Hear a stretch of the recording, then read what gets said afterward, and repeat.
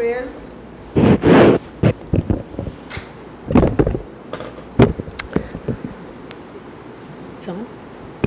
Good morning. Let us pray. Dear Heavenly Father, we want to give you thanks for your abundant grace and your mercy toward us. We thank you for the responsibility that you've placed upon us to oversee and participate in a matter of such national importance as this. And we ask that you would guide us in our deliberations and that you would be present with us, that you would help us to be respectful and tolerant of each other.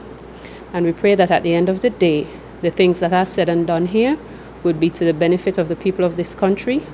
And we give you thanks for your mercy and your grace toward us. In Jesus' name I pray. Amen. Please be seated.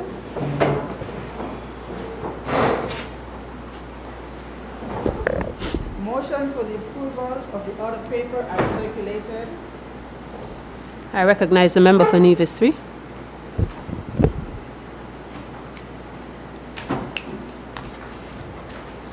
Madam President, I rise to move a motion for the adoption of the order paper as circulated. The seconder. Recognize the honourable nominated member. Madam President, I rise to second the motion.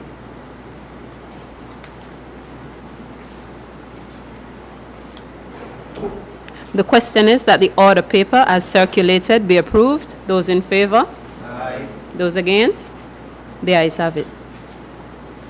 Messages from the Deputy Governor General. We have no messages. Announcements by the President. Thank you very much. I just want to extend warm morning greetings to everyone present here with us this morning.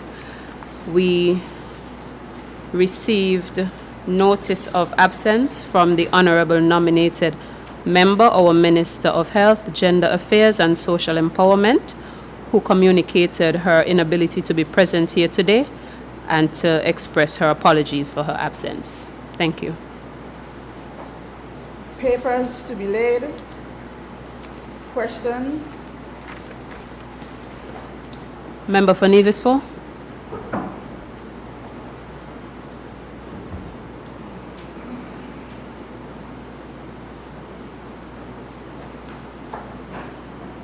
Good morning to you, Madam President, to honourable members present, those in the gallery, or listening.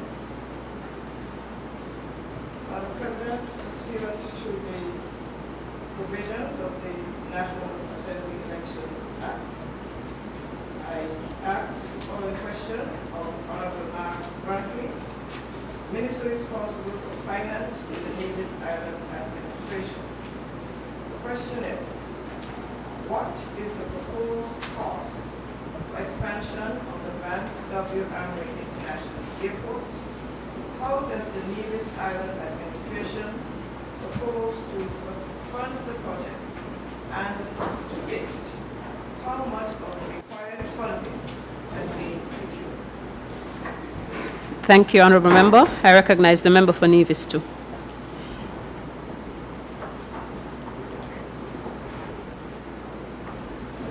Good morning, Madam President, and good morning to the members of the House, those on the government side and those opposite. Good morning also to those in the gallery. Madam President, the question that has been put seeks to ask what is the proposed cost for the expansion of the Vance Amory International Airport? How does the Nevis Island Administration propose to fund the project? And to date, how much of the required funding has been secured? The proposed costs, Madam President, is a matter of public knowledge. It was discussed at the last town hall meeting we had on this issue of the airport project at Pond Hill. Indeed, I recall that the honourable member opposite, who is now posing the question, was in attendance at that town hall meeting. It showed the cost there at US $52,775,712, and that cost was broken down as follows. Land acquisition, US $10,963,337.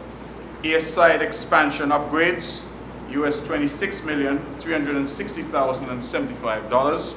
Land side upgrades, including the new road, Island Main Road, US $14,731,500.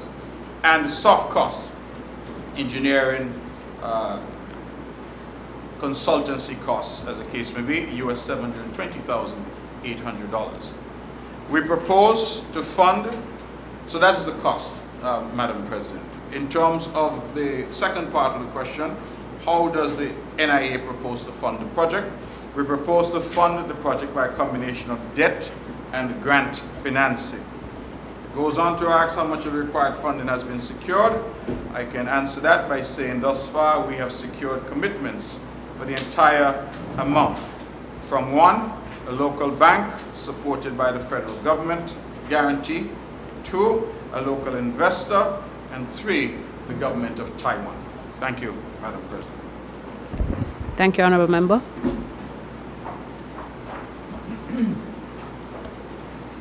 Statements by ministers. I recognize the member for Nevis 3.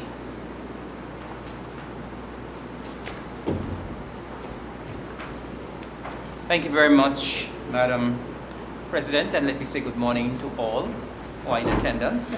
I rise just to give a brief update in terms of two things. I want to report on two things, Madam President.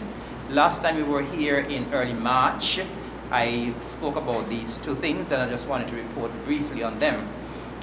When we were here in March, Madam President, I did extend an invitation to members of the general public to attend our Agri-Expo, which was held on the 27th and the 28th of March at the ETW Park. And I am very pleased, I am heartened to report that it was another resounding success, Madam President. I believe that many or all of us who were here in this house would have attended that event. Of course, we know that that is an event that has grown tremendously over the years. It's an event that is probably second or third to the mini Olympics, the primary, and the food fair, the Culturama food fair. Apart from those two events, I don't think there is any other event on Nevis that attracts the kind of turnout that we normally get for the Agri-Expo. Of course, this year the Expo was held under the theme A New Era, Leveraging Technology and Sustainable and Inclusive Agriculture. And I'm very pleased to indicate, Madam President, as I said a while ago, it was another tremendous success. I want to place on record, I've done so publicly, but I want to do it again, my commendation and congratulations to the staff at the Ministry and the Department of Agriculture, as well as all who were involved in making this event such a huge, such a massive success. Of course, an event of this magnitude requires a lot of planning, requires a lot of input, and I think that the staff there at the Department and the Ministry of Agriculture are now accustomed to hosting this event and for ensuring that it is a success. I don't think anyone who would have attended the event, Madam President, would have been disappointed in any way. And of course, this is based on the feedback that we have been getting from persons who attended. I want, apart from commending the entire staff at the Ministry and the Department of Agriculture, to thank and commend all who took part. Because of course, an event of this nature cannot be a successful event without participation. And we have seen the participation level grow every year. Last year we had over 50 paying vendors. This year we had over 70 paying vendors. And it shows that the interest level continues to grow, not only in Nevis, Madam President, but in St. Kitts as well. Because we had quite a number of vendors from St. Kitts, and we did have some new vendors from St. Kitts as well. So this has now become not a Nevis event, but a Federation of St. Kitts and Nevis event. So I want to commend the vendors. I think all of them did very well. I believe a lot of them were smiling, going all the way to the bank. They did very, very, very well. And I really want to thank all who took part, all of the allied agencies, our farmers, our agro-processors, our plant vendors, food vendors, all who were there, our entertainers. And of course, we want to say thanks as well to our government departments, because many of our government departments are now our partners as well, our private institutions, including the financial institutions. Thank you for being there and imparting your information. Of course, we want to say a special thanks to the security forces and of course as well to the police for ensuring that we kept the peace and it was a safe event. Madam President, I also want to say thanks to all who came out in their numbers and supported. I want to say a special thank you to our friends in Statia, the usual large contingent of over 140 persons journey to Nevis for the day, and they always come, and they not only come to attend, they come to buy, and they come to spend a lot of money. So we want to say a special thank you to them as well, Madam President. I'm really heartwarmed with the response that I saw on both days. And I was even more heartwarmed last week when I was in Charlestown. A lady met me and she said, I wanted to see you so badly. And she said, Mr. Evelyn, I come to the event every year. And I have to tell you, and I want you to tell your staff that they got 10 out of 10 for the event. And that really was very heartwarming. She praised every aspect of the event. And it is not only her alone, but many other persons who attended had high praise for agriculture. And of course, we know that based on what we saw at the event, agriculture on Nevis is going places. Agriculture is moving in the right direction under the CCM-led Nevis Island administration. The other thing I wanted to report on, Madam President, when I was here as well in the last sitting,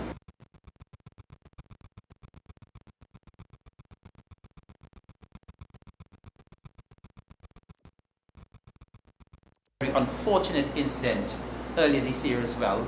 Someone would have stolen his boat, his engine, all of his other accessories, and that rendered him unable to go to sea, unable to do his livelihood. And of course, the cabinet of the Nevis Island administration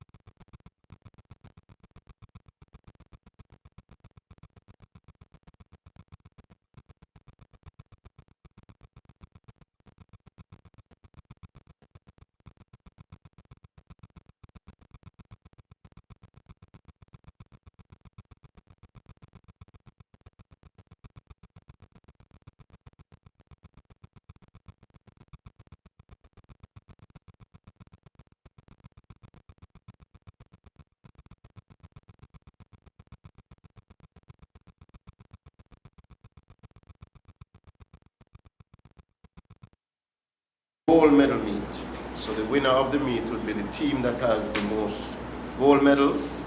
If there's a tie on gold medals, then we go down to the silver medals. And for this year's result, we had Charlestown Primary School getting 16 gold medals, and the Ivor Walters Primary School, who was the eventual runner-up, they also had 16 gold medals. So we had to go down to the silver medals, Madam President. With Charlestown Primary had 15 gold medals, and the Ivor Walters Primary had 11 silver medals. So while Charlestown Primary six-peated this year, this particular year, it came down to the very last race. So we had a wonderful renewal of the Nevis Inter-Primary Championships this year. I want to thank our title sponsors.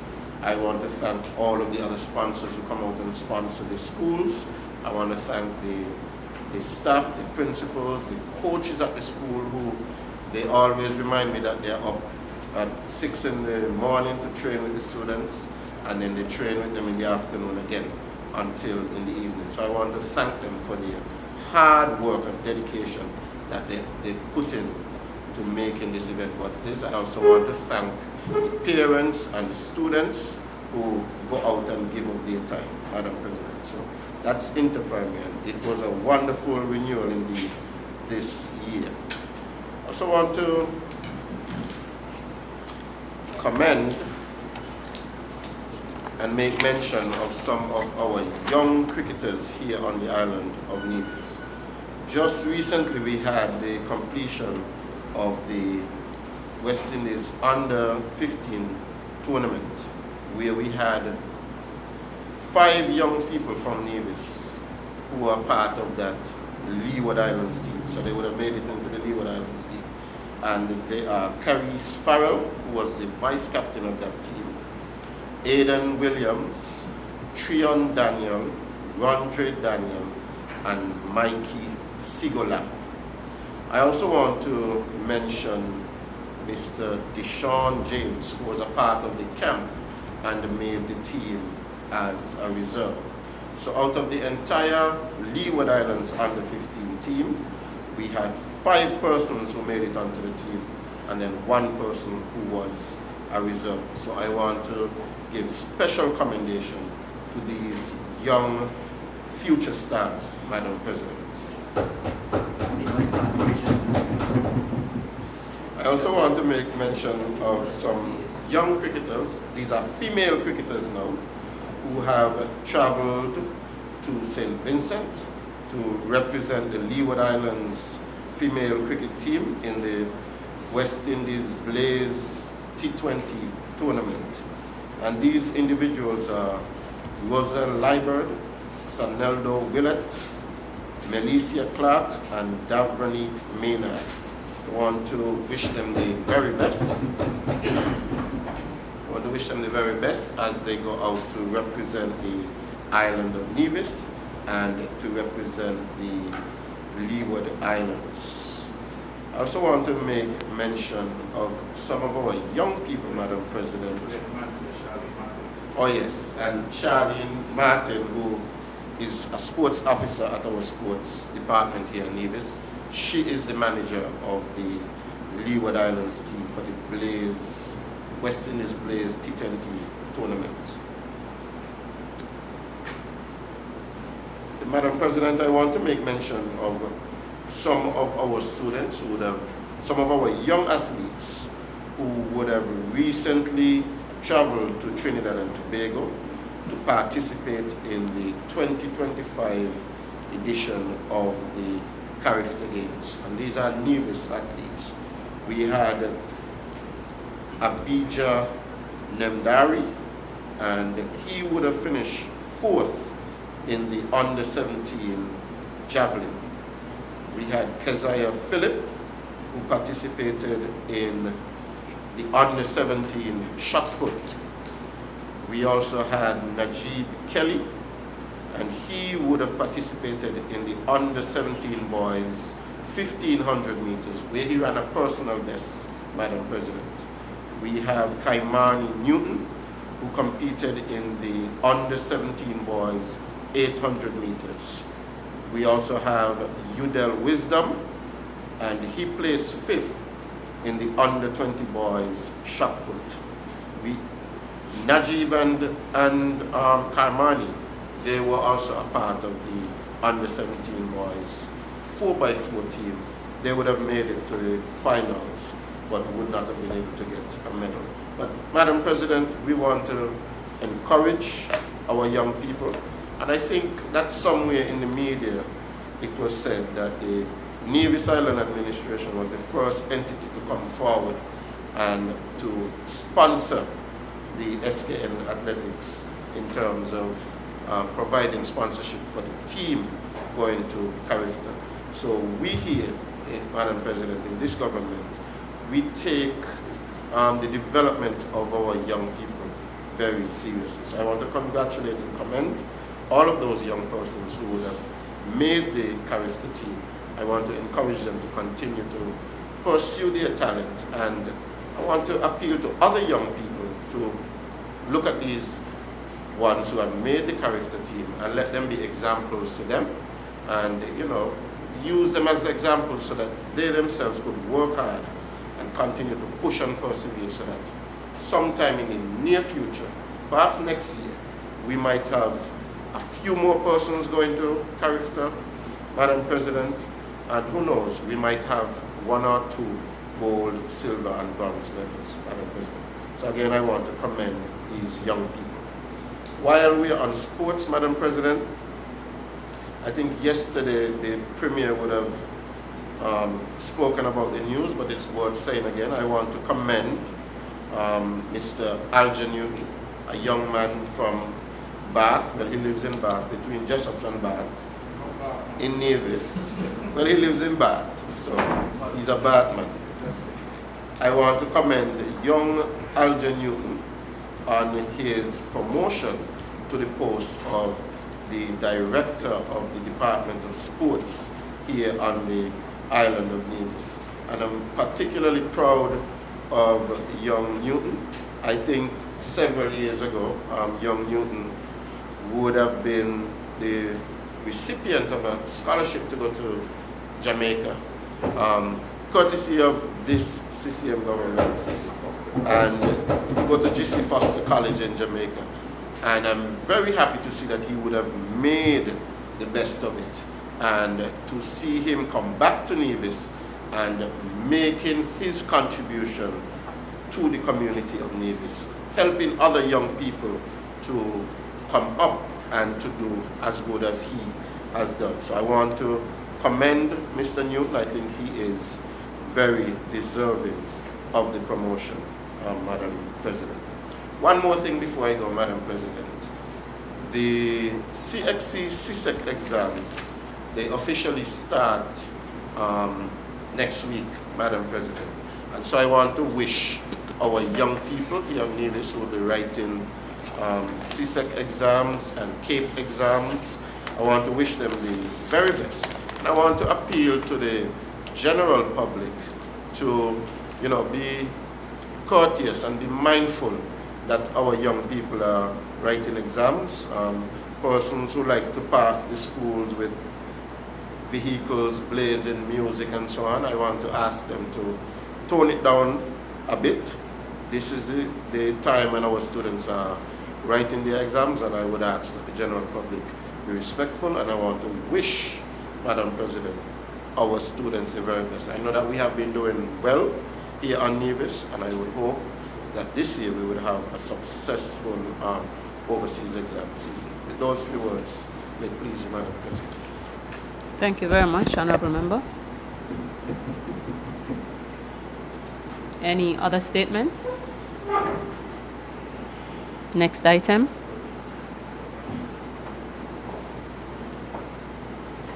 Personal explanations. Public business. Bills, second and third readings.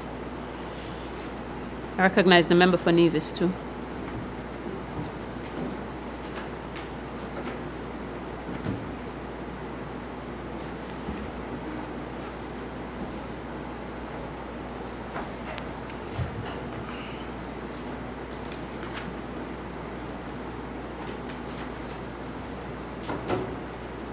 Madam President, I rise to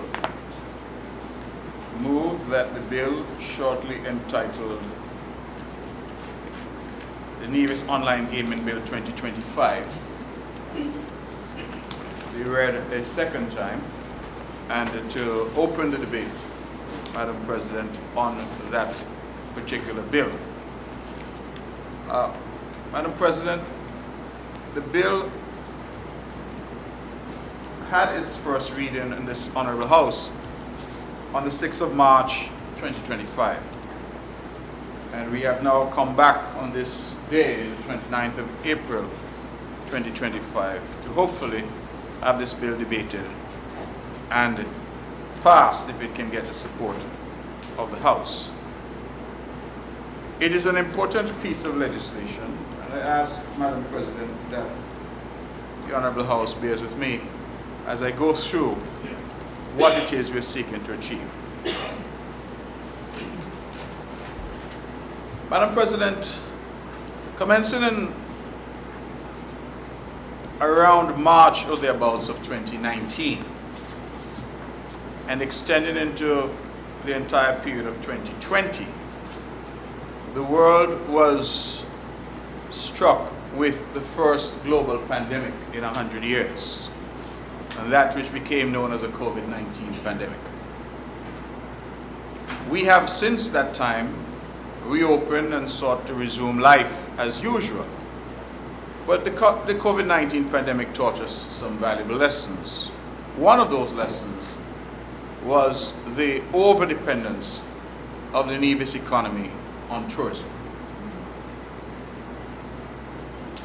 It is instructive because during the COVID-19 pandemic, of course, borders were closed. And with borders being closed, Madam President, it means that tourists could not come. And in an economy heavily dependent on tourism, where our taxi drivers, our farmers, our fisher folk, our restaurants, the workers in the hotel, they were all, of course, left in a difficult situation. My government did what we could during that period of time to cushion the impact. But we also learned the valuable lesson that we needed to diversify the Nevis economy and to do so with some level of alacrity.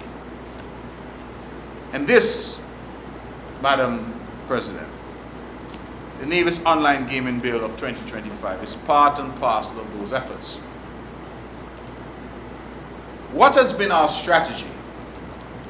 We recognize that the modern demands of government require the government to find more and more revenue to deal with the increasing demands of a modern society. Infrastructural development in terms of hard infrastructure, development in terms of healthcare and education, providing opportunities for our youth, providing opportunities in sports, in agriculture. All of these are critical if we are to achieve the sustainable island state of which we speak. But sometimes when the debates rage about these matters, we seem to ignore that it requires money to achieve these objectives. It requires investment to achieve these objectives. And so we have sought as a government to find ways to expand the local economy, generate jobs, and also critically generate revenue for the government without, Madam President, I emphasize this, without exacerbating the burden on the local population of additional taxes. And that is why, Madam President, we would have come in the past and we would have debated and advised upon an increase in the cost for our financial services sector, cost to incorporate companies, to renew companies, etc. We have come and recently, in quite a robust debate, decided upon an increase in what we refer to as the Tourism and Development Levy. That is to increase from 2% to 3% the cost that is charged to tourists principally who come and stay at our hotels and our guest houses and eat at our restaurants. We are now here today to address the Nevis Online Gaming Bill, which is, in many respects, trying to address two issues. One, a further diversification of the Nevis economy by providing us with another string to our bow, another rung to the ladder.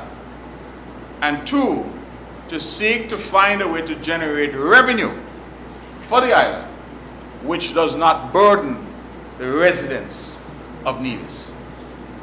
And that, Madam President, I think is a commendable strategy, and one that I'm hopeful we will have unanimous support on in this Honourable House. We are in an age of digitization, and our financial services sector, which has celebrated last year 40 years, must deal with the fact that the world is now a digital world. And we must therefore seek to upgrade our infrastructure, upgrade our offerings, and ensure that we remain competitive and fit for purpose. Why then are we looking at this particular sector? We're looking at this particular sector because, Madam President, the data shows that the global online gaming market is worth some $229.85 billion. Let me correct that. It is estimated to be worth that by 2033. That is, in the next 8 years, the global market is intended to be worth $229.85 billion US dollars. In an article published on June 27, 2024, on Yahoo News, Yahoo Finance, forgive me, and I have a copy for the Honourable President if she so desires, it was said that the global online gaming market size is to grow from US $87.22 billion in 2023 to US dollars $229.85 billion by 2033 at a compound annual growth rate of 10.17% during the projected period. Now, Madam President, that is significant.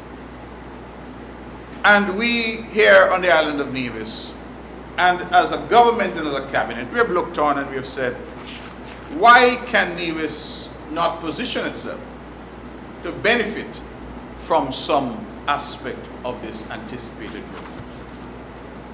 Why can we not seek to participate in what is a global industry? Just like tourism, just like renewable energy, why can't we seek to use this as another string to our economic bow? Why can't we use this to generate revenue for the island and to generate jobs for the island?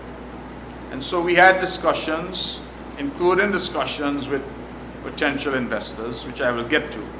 And we have decided, after those consultations and discussions, to come to this Honourable House to try and create a framework, Madam President, for this activity to occur. Now let me continue to, if I can, paint a canvas, a backdrop, as to why we're here. We anticipate that we can earn up to US $10 million per year going forward from this effort on which we embarked here today. We anticipate, Madam President, that in the first year that we should see earnings of up to $2 million US dollars, and that is intended to grow exponentially thereafter. That represents direct revenue to the Inland Revenue Department here. It also, of course, has the potential to generate considerable jobs. Madam President, what then are the objectives of this bill? The primary purpose is to establish a comprehensive regulatory framework for the online gaming industry. The intention is to ensure responsible gaming practices, protect consumers, especially minors, prevent addiction, and curb financial crimes such as money laundering and fraud. This bill also aims to establish a licensing regime, promote fair and responsible play, compliance and dispute resolution within the sector. Other key areas of the bill, to which I will come, make provision for the payment of fees, imposition of fines and penalties for violations and non-compliance by licensees. There's a requirement for regulations and the appropriate remedies. In order to protect entities who would offer this service and the individuals who would access the service, it is in the best interests of Nevis to regulate the industry by establishing a secure, responsible, fair, and legal system for online gaming. I will go to some key provisions of the bill shortly, but before I do that, we recognize, Madam President, that the effort on which we are currently embarked is not without risks. And I want to say that at the outset. We recognize that the effort on which we are embarked is not without risks.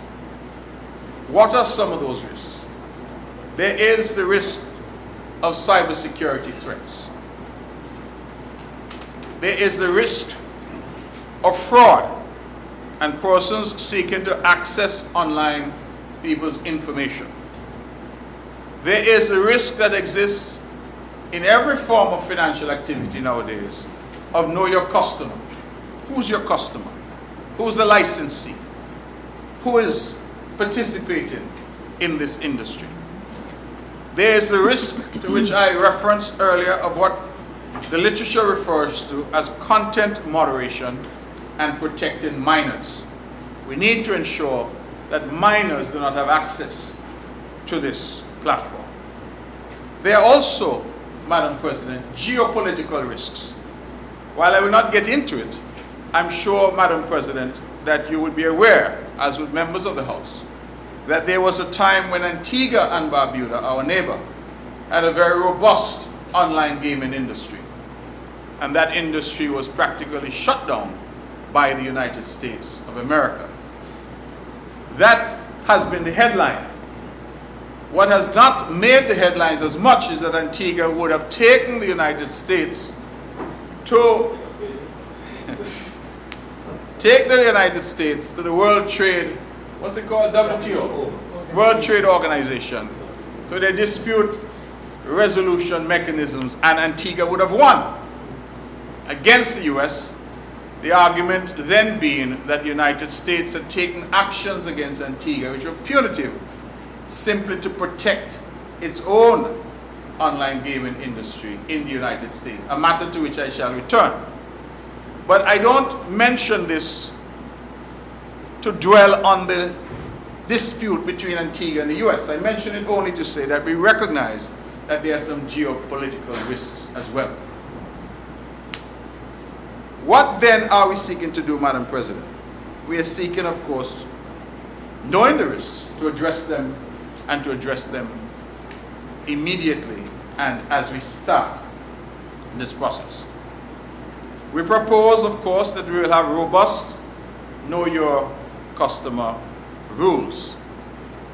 And that is not news to us. I realize the good member for number 5 opposite is in fact a compliance specialist, I believe, so she understands what we're talking about.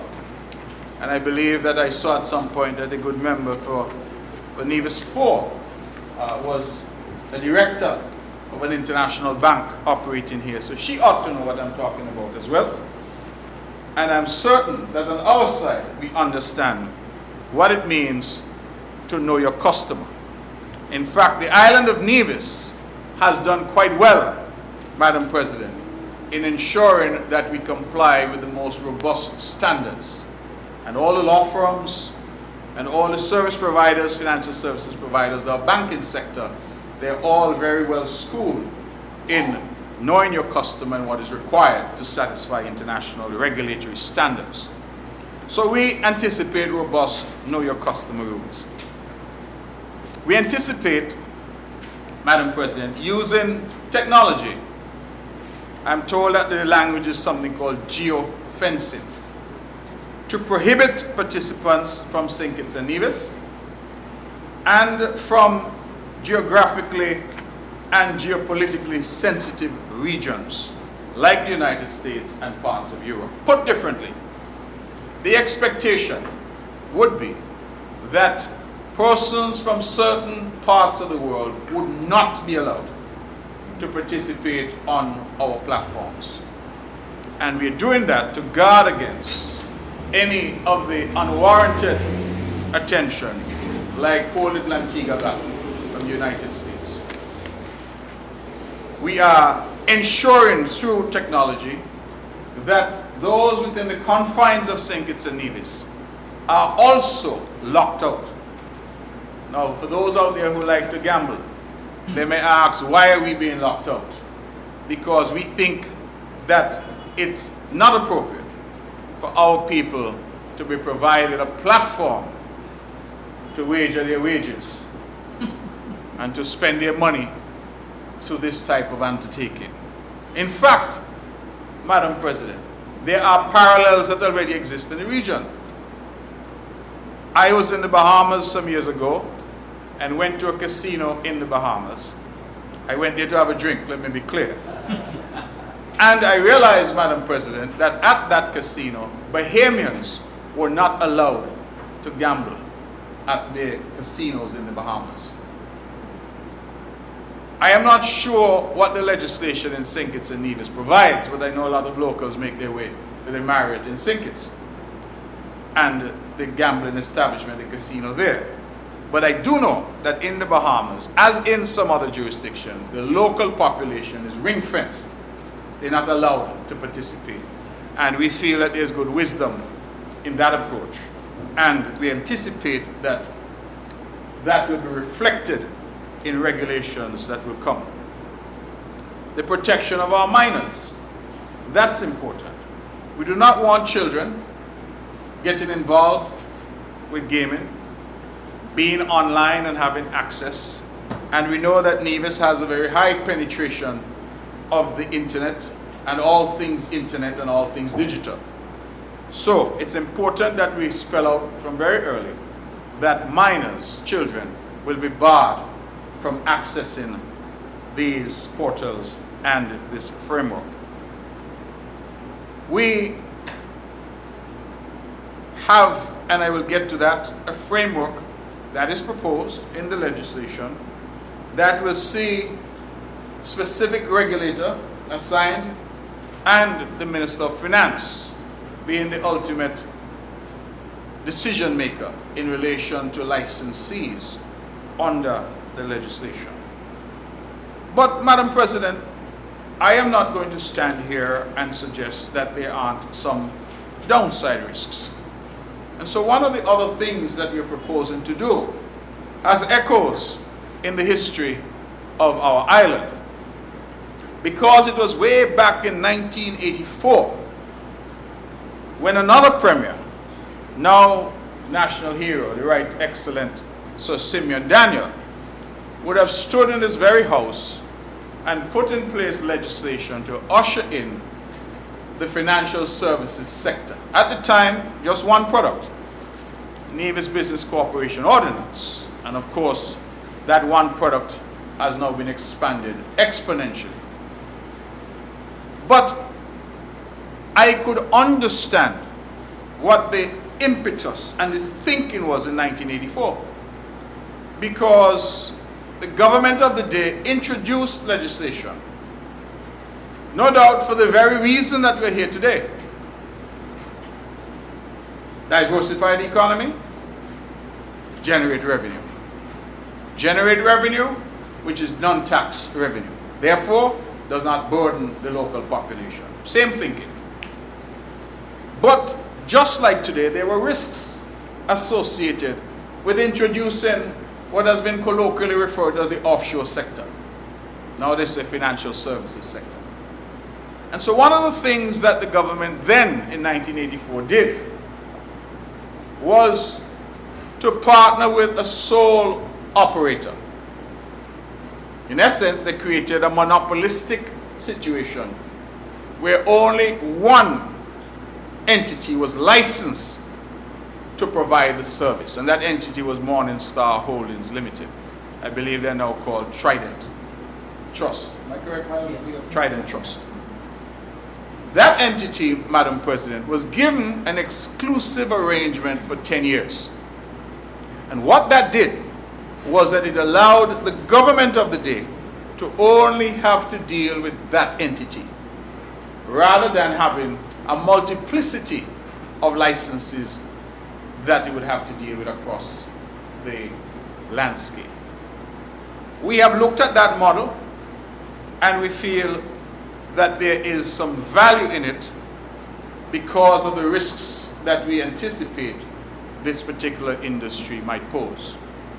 And so it is our intention to have a similar model for a period of up to 10 years, when we would have, Madam President, a single provider of this particular service, and therefore allow that provider, which will be investing significantly, an opportunity to build out the sector and to ensure that the Nevis Island Administration and the people of Nevis share in the growth, development, revenue, and jobs that are being generated by that sector. The reason that I've gone back in history for a model is because, as I said, we anticipate that the challenges were quite similar. And that was one of the ways to meet those challenges. So, how do we meet these challenges? To recap, robust know your customer rules. Using technology, specifically geofencing, to prohibit participants from St. Kitts Nevis and from geopolitically sensitive areas of the world, like the United States and parts of Europe, and we can expand that list as we go. We also, Madam President, would ensure that minors have no access to the platforms. And we are seeking to grant to a single entity the right to operate at this time, and to ensure that we create a situation where at the start of this industry, we do not have a multiplicity of entities involved. I have also emphasized that the buck ultimately will stop with the regulator and the Minister of Finance. Now, as we look across the world, Madam President, we see that there are many countries where this type of industry has made a fundamental difference. I can mention, for example, the British territory of the Isle of Man. In 2021, Digital Isle of Man, which is the entity that controls gaming in the Isle of Man, reported that the gaming industry contributed 18%, 1/8, of the island's GDP. That, Madam President, generated a revenue of over £561 million in the Isle of Man in 2021. In the Isle of Man, with a population of just about 83,000 people, the research shows that over 2,000 persons work in the gaming industry. That's local jobs in the Isle of Man. When we look wider, we see that there are participants in this industry across the globe. The research again shows that online gaming is a significant part of the major global economies of the United States, Japan, Germany, the UK, Canada, with emerging markets in places like Brazil, India, and Indonesia.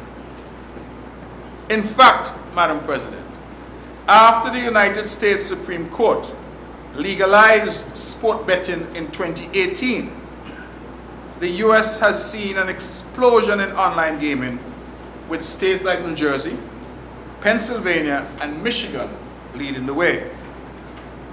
The US currently that online gaming industry is worth some $24.4 billion.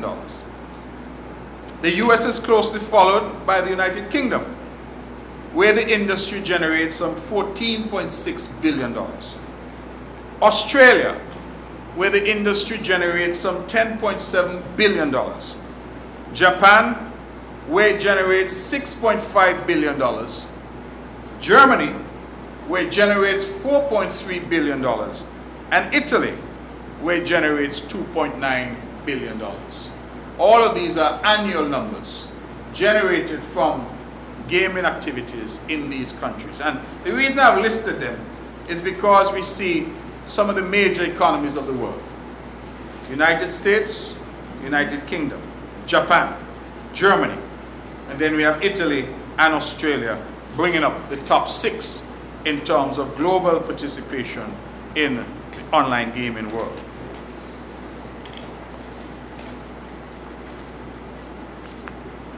Madam President, the reason for me to spend some time trying to paint a landscape is that I want the people of Nevis and I want the members of this House to be clear that we are not here seeking to reinvent the wheel. We are seeking to position this island in an already existing global marketplace, to give it an opportunity to participate in what I have shown is a multi-billion-dollar industry that is happening all around us. But to do so, Madam President, in a way that is thoughtful and that protects our people, protects the vulnerable, and does not expose our jurisdiction to any of the downside risks that I have outlined. And so with those words, I now move to the key provisions of the bill. Madam President, at Section 3, we deal with administration. We speak in Section 3 to the establishment of an online gaming authority to oversee the industry with the assistance of a regulator will be appointed by the Minister of Finance. The authority shall be comprised of individuals who possess specific skill sets and can positively contribute to the growth and successful regulation of the industry. The authority will be tasked with receiving and reviewing applications received from applicants for licenses to provide online gaming services. The powers and functions of the authority are quite extensive, allowing for fairness and transparency throughout the application process and the subsequent grant of the licenses. If we jump to Sections 6 and 8, Madam President, we set out in those sections a requirement for license and classes of licenses. We make provision for the mandatory licensing for all who intend to engage in the provision of online gaming services from within Nevis, and anyone found operating without a license shall be prosecuted accordingly. The bill makes provision for 2 classes of license to be issued. An applicant is required to indicate clearly which class of license is being applied for. An applicant can apply for a business-to-consumer license, referred to in the industry as BC2, to be an online gaming operator, which will permit that licensee to offer online gaming services directly to players. And the second license option is the business-to-business license, B2B, to an online gaming supplier, which will permit that licensee to provide critical supply of services, gaming systems, and software to the business-to-consumer licensee. This allows for differentiation between licensees who will be offering online gaming for the benefit of players and licensees who will be offering certain products and services to the former to facilitate the online gaming process. At Section 10, we have set out the application requirements. Applicants for licenses will engage in a strict application process. The process will require that they provide certain documents and information to assist the authority in conducting its investigation and making an informed decision as it relates to the issuance of a particular type of license. A person applying for a license has to satisfy fit and proper requirements, demonstrate their financial ability to engage in a particular type of business, and possess the specific experience and qualifications to carry on online gaming business. This ensures that qualified, fit and proper, financially prudent persons may be eligible, and those alone may be eligible to apply for licenses. Section 17, Madam President, speaks to the need for compliance and provides for a compliance officer and a reporting officer, and sets out that the licensee is required to appoint a compliance officer and a reporting officer in accordance with the provisions of the Financial Services Regulatory Commission Minimum Guidelines for Compliance and Reporting Officers, Regulations number 11 of 2018, which is national in nature. Sections 21 and 23 provide for the suspension and revocation. Let me just make sure I have section 23, section 22, forgive me. Section 21 and section 22 provides for the suspension of the license under section 21 and the revocation of the license under section 22 and the circumstances that would lead to those actions being taken. Sections 23 speaks to those who will seek to break the law and seek to engage in this business without a license.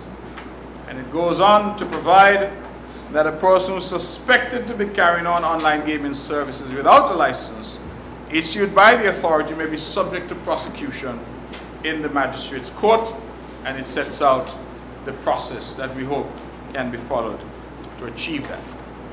Section 31, Madam President, deals with player registration, protection, and fair gaming. The online gaming industry is susceptible to some level of misuse, abuse, and fraud, as I pointed out. And it is the intention of the legislation to curb these matters by ensuring that measures are in place to protect the persons who utilize these platforms. The onus would be on the licensee who offers services to players to ensure that the security protocols and ongoing gaming rules and practices ensure the protection of all players and that fairness is maintained. The licensee would also be responsible for including certain features into their programs with a view to helping players self-regulate by setting personal spending limits and also to present them with the option to self-exclude. This can assist with deterring addiction and overspending, which could both lead to mental and financial ruin for players. Data protection and cybersecurity requirements for gaming platforms are also made mandatory under this section. And I think I want to pause there because we, as I said, are not reinventing the wheel. We have examples globally of how this works. And in the Isle of Man, for example, they have controls that are put in place specifically designed to deter addiction and people overspending. Put differently, we don't want to create a platform where people are gambling away everything that they have. We are seeking to create a platform with the necessary elements of control that addiction and overspending can be deterred. And that is why we are emphasizing data protection and cybersecurity requirements. Sections 32 and 33 of the bill on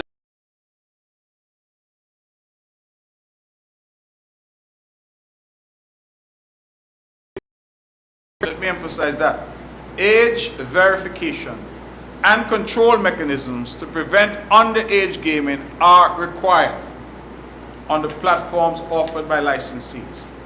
Responsible gaming policies, including, where necessary, time limits, self-exclusion options, and awareness campaigns are also covered. A licensee would be liable on conviction to be fined in the event that it permits underage persons to be registered and engage in online gaming on its platform. We are not being shy, Madam President, about our intentions to ensure that we provide the protections that are necessary to exclude certain individuals from these platforms. Sections 37, examination and supervision. Examination and supervision of licensees will be conducted by a regulator who shall be an individual appointed by the minister and assigned to the authority. The regulator will be assisted by qualified and competent staff of the authority. The regulator will be permitted to conduct on-site as well as off-site inspections of a licensee on notice given to a licensee. We have an appeals tribunal set out at section 39. We anticipate disputes might arise, and so we have sought to create a framework for appeals. And then importantly, Madam President, under section 41 of the bill, shortly entitled the Nevis Online Gaming Bill 2025, which is currently before this Honourable House for debate, we make provisions for regulations. And that is where we anticipate that much of what we have discussed today will come into full rigor. And that is where we expect that we will see, Madam President, much of the safeguards and protections set out in the regulations that are made under the legislation. Looking, as I've said, to global standards of good practice like the Isle of Man and others, where there exists a significant gaming industry.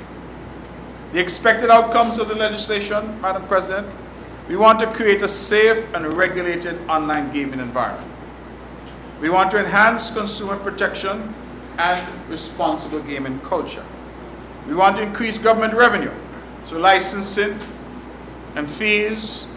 We want to prevent financial crimes associated with unregulated gaming. We want to create jobs. We want to create further diversification to the local economy, and we want, as much as possible, to have the Nevis economy being safeguarded from certain exogenous shocks.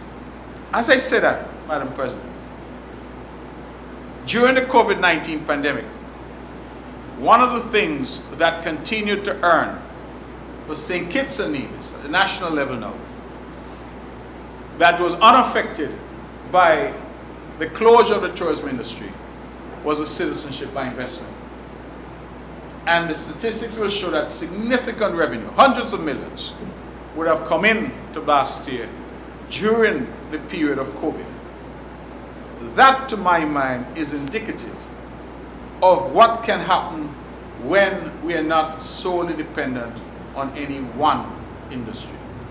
And in Nevis, we have been dependent on tourism as a mainstay for a very long time. It is now time for us to step out into the world to create new mechanisms, new platforms, and new areas of growth to try, Madam President, at diversifying our local economy and ensure greater resilience and sustainability for our people. Madam President, I will add one final point, and that is to say that as currently advised, and this is a matter that we continue to discuss, we anticipate that in time there will be a requirement that licensees under this legislation would have to be a Nevis registered entity. That is, an international business company registered here. Why is that important? It's important because the anticipation then would be that the growth of this industry would have a corresponding growth in the numbers of registrations of entities that are being done on the island. We think that that's an important innovation that we anticipate will come. And the reason we are saying it will come is because we were reluctant at the outset to mandate that, because we recognize that there are existing entities globally which would want to be licensed here almost immediately. But over time, we expect to insist, and that then will lead to a tremendous level of work for lawyers, for existing trust and corporate service providers, and will lead, importantly, to additional revenue in terms of the financial services sector. So, Madam President, a lot of thought has gone into this. I'm hopeful that we will have unanimous support in this House. I am hopeful that we'll have unanimous support because the opposition has often said the government needs to do more. We need to diversify. We need new ideas. I recall, and it resounds in my head, it reverberates in my head, one member opposite saying that we ought not to be concerned in ourselves with taxes and that we need to find other ways. Well, this is another way. This is an opportunity for the island to make its mark in an industry which is a global industry, an industry which is currently existing, but one in which we have excluded ourselves up to now. I am saying it is time for Nevis to be included and for us to generate much needed revenue and jobs and economic diversification from that inclusion. The Nevis Online Gaming Bill then, Madam President, provides a balanced approach to regulating the online gaming industry while fostering innovation and economic growth. It seeks to create a fair and transparent gaming ecosystem that safeguards players and ensures compliance with local laws and ensures that we bulletproof ourselves from some of the risks that I have identified. And so with those words, Madam President, I wish this bill safe passage to this Honourable House. Thank you to the Honourable Member and mover of the second reading of the bill.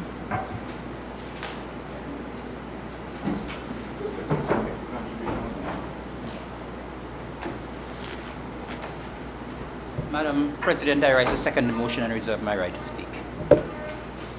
Thank you. I recognize the member for Nevis 4.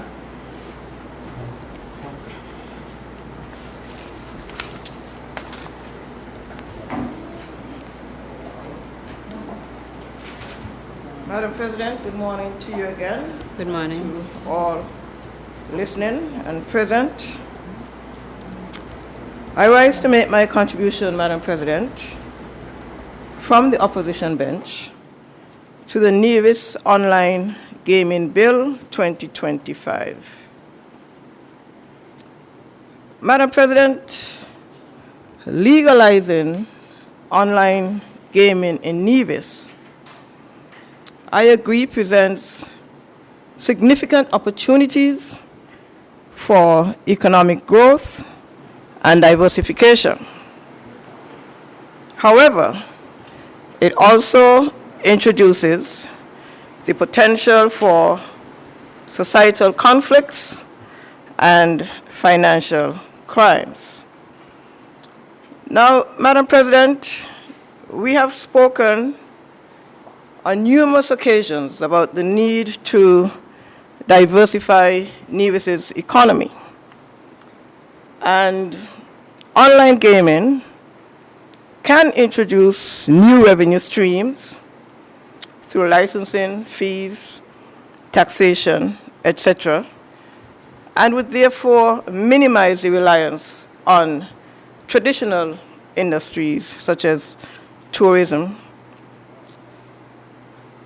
Diversification of the economy, however, should be underpinned by a framework of sustainability, resilience, and energy independence.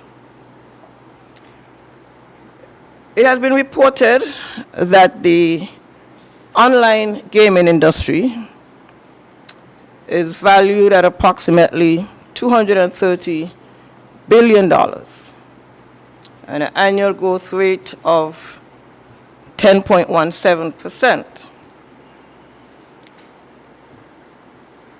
Madam President, the global aquaculture industry is valued at over $200 billion and is expected to reach almost $300 billion by the end of 2026. And this is as reported by the National Oceanic and Atmospheric Administration. And we would have heard the number of risks associated with online gaming. Said risks, Madam President, are not associated with the development of an industry such as aquaculture that will not only help to build sustainability, but also contribute to food security. Madam President, the Online Gaming Bill would necessitate a range of professionals, including IT specialists, customer service representatives, compliance officers, and of course this can lead to job creation and the development of a skilled workforce here in Nevis.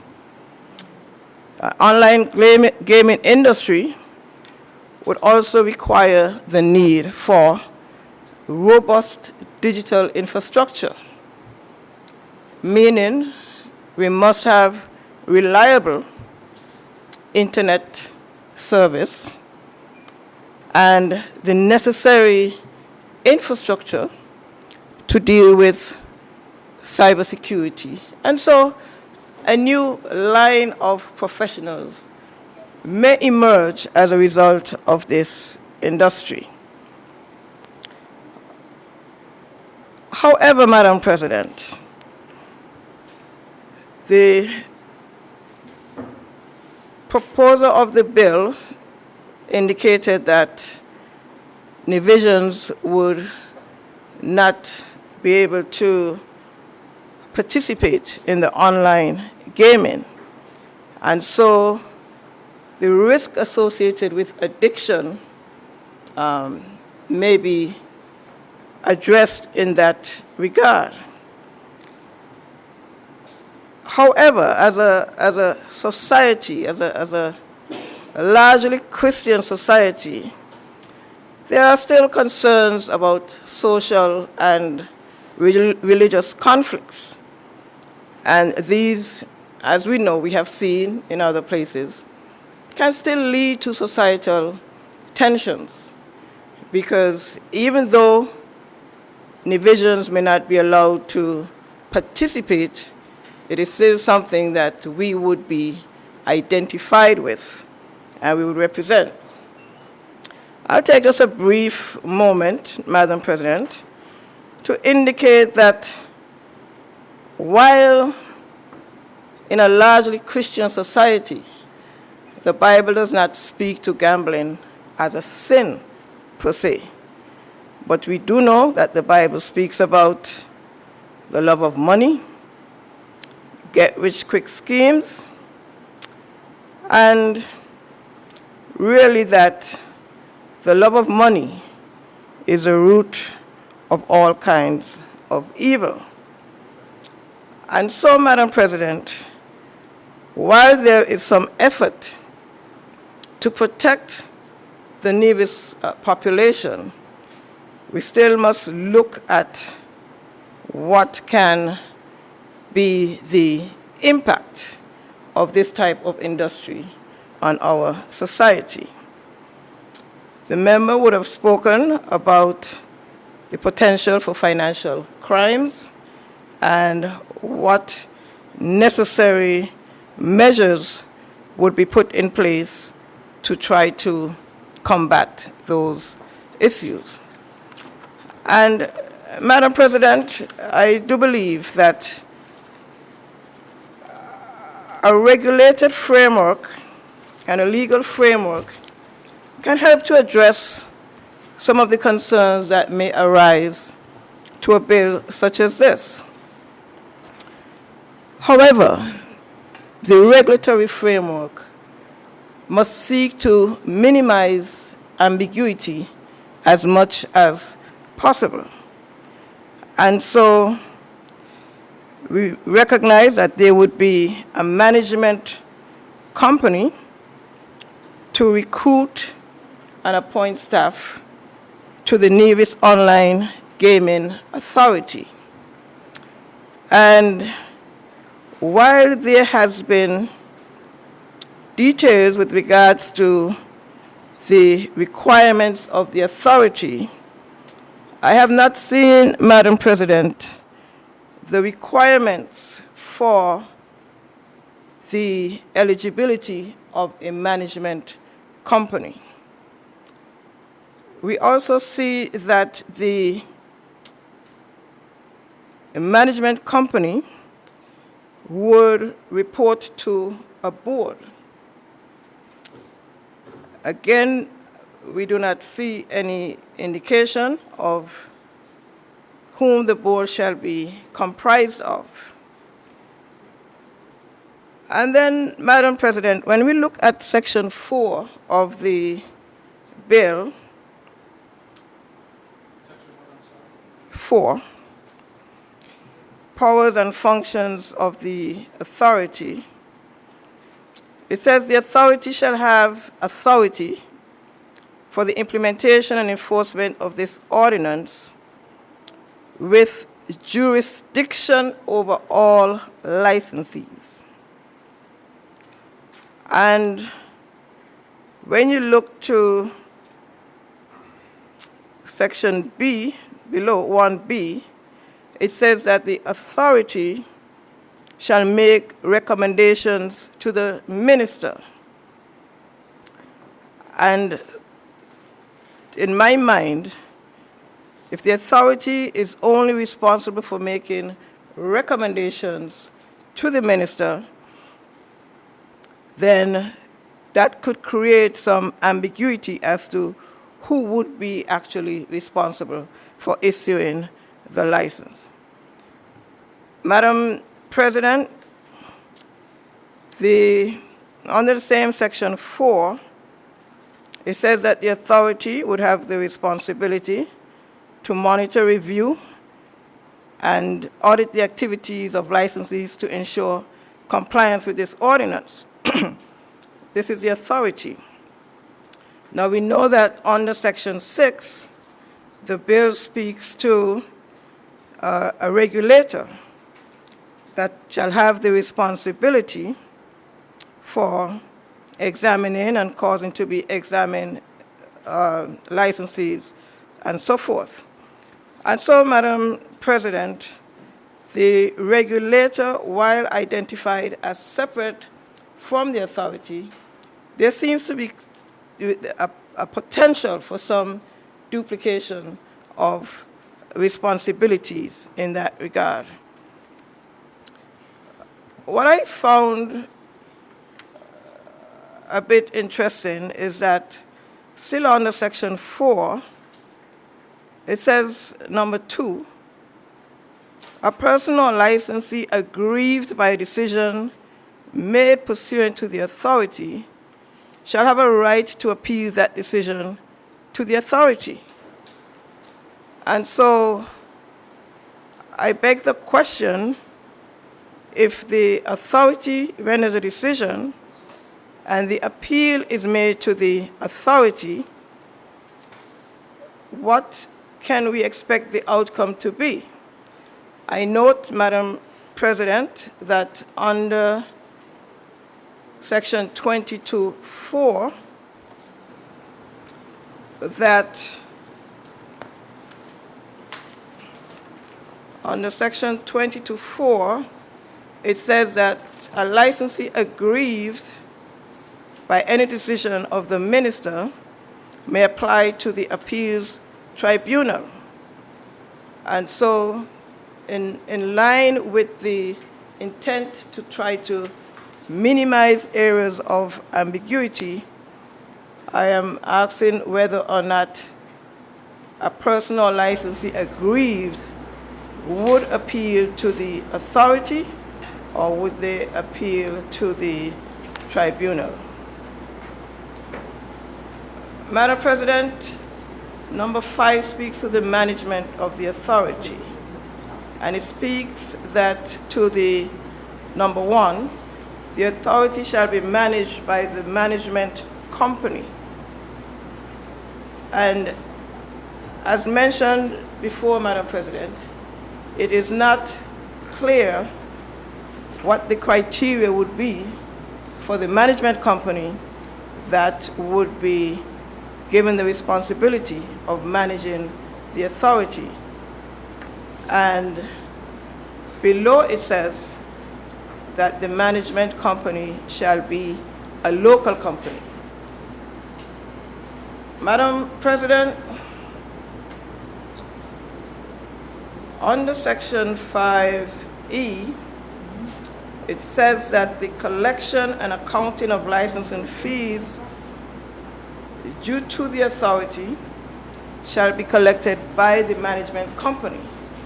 And it just seems that, Madam President, there could be a bit of ambiguity with regards to the authority being responsible for processing applications for licenses, etc. And then the management company is responsible for all of the fees to be collected. I recognize that it says that the management company would have the responsibility for recruiting the staff and appointing the necessary professionals required to run the authority. But usually when one thinks of an authority, you would consider the authority and then a board that the authority would then report to. In this instance, we have the authority, we have a management company, and then a board of the management company. There is no indication as to how the board would be comprised as well. And so while, Madam President, I can appreciate that the regulations would outline and specify certain parameters, I think it would be beneficial to have some of that information stated in the enabling legislation. Now, Madam President, when we look at number 6, it says no person shall provide, carry on, or engage in the provision of online gaming. But number 7 says that a licensee may be a company or a corporation. So it would seem to me to be less ambiguous if number 6 says that no company or entity incorporated shall provide and carry on, because when we speak of a person, Madam President, one can assume that maybe an individual may be able to obtain a license, but looking at the licensees, we see that that is not the case. Under the licensees and requirement for a license, while it was stated that the divisions are not allowed to participate, this is not indicated.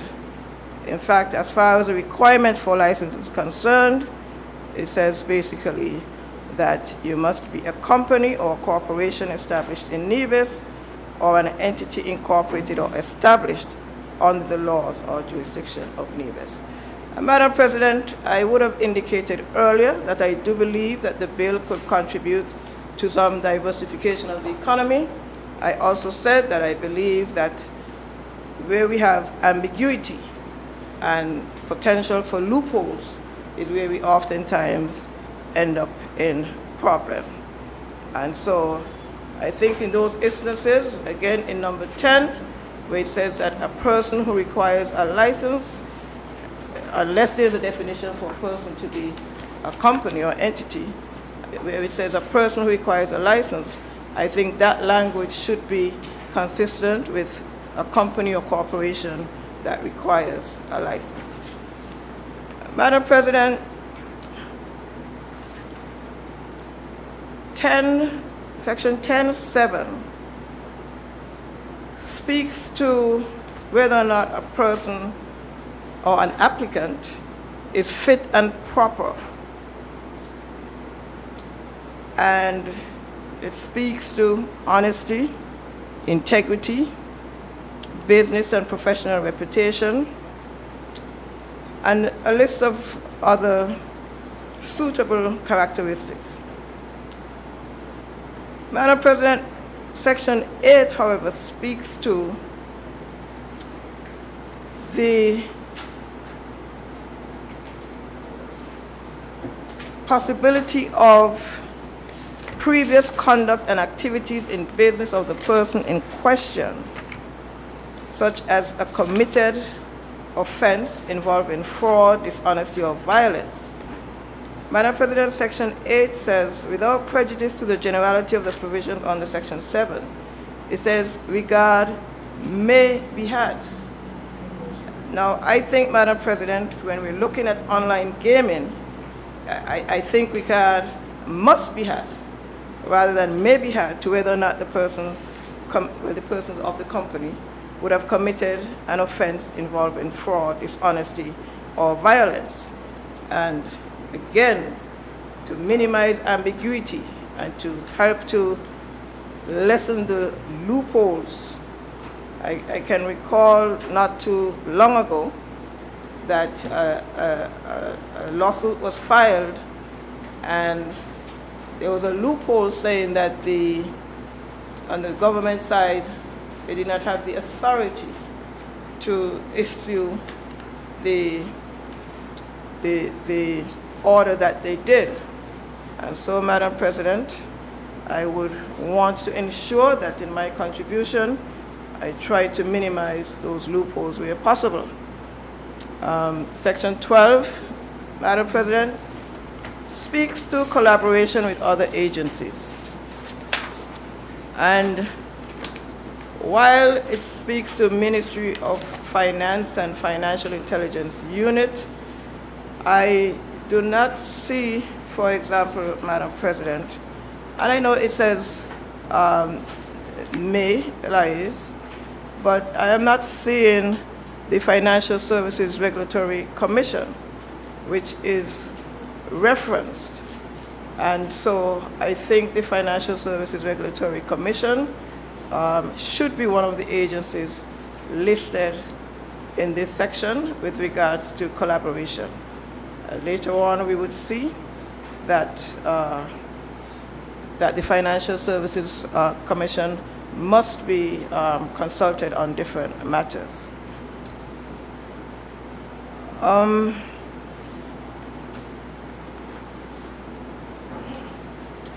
Madam President, on the Section 14, issuance of license, it says the authority, after consideration of an application and all of the parameters listed, it says may approve the application. And I could see, Madam President, if we have in black and white what the requirements are for the issuance of a license, and once you have met the requirement, the authority may approve the application. I think there's some gray areas there where someone desirous of doing business should be confident that once they have met the stated requirements, they know that they would be eligible to receive the license. So having laid out all of the requirements for review, to now come back and say that the authority may approve the application, I think that could be a cause for some concern. And again, it says, where the application is approved, the authority shall recommend that the minister issue a license. Madam President, Section 15 that speaks to the refusal of a license.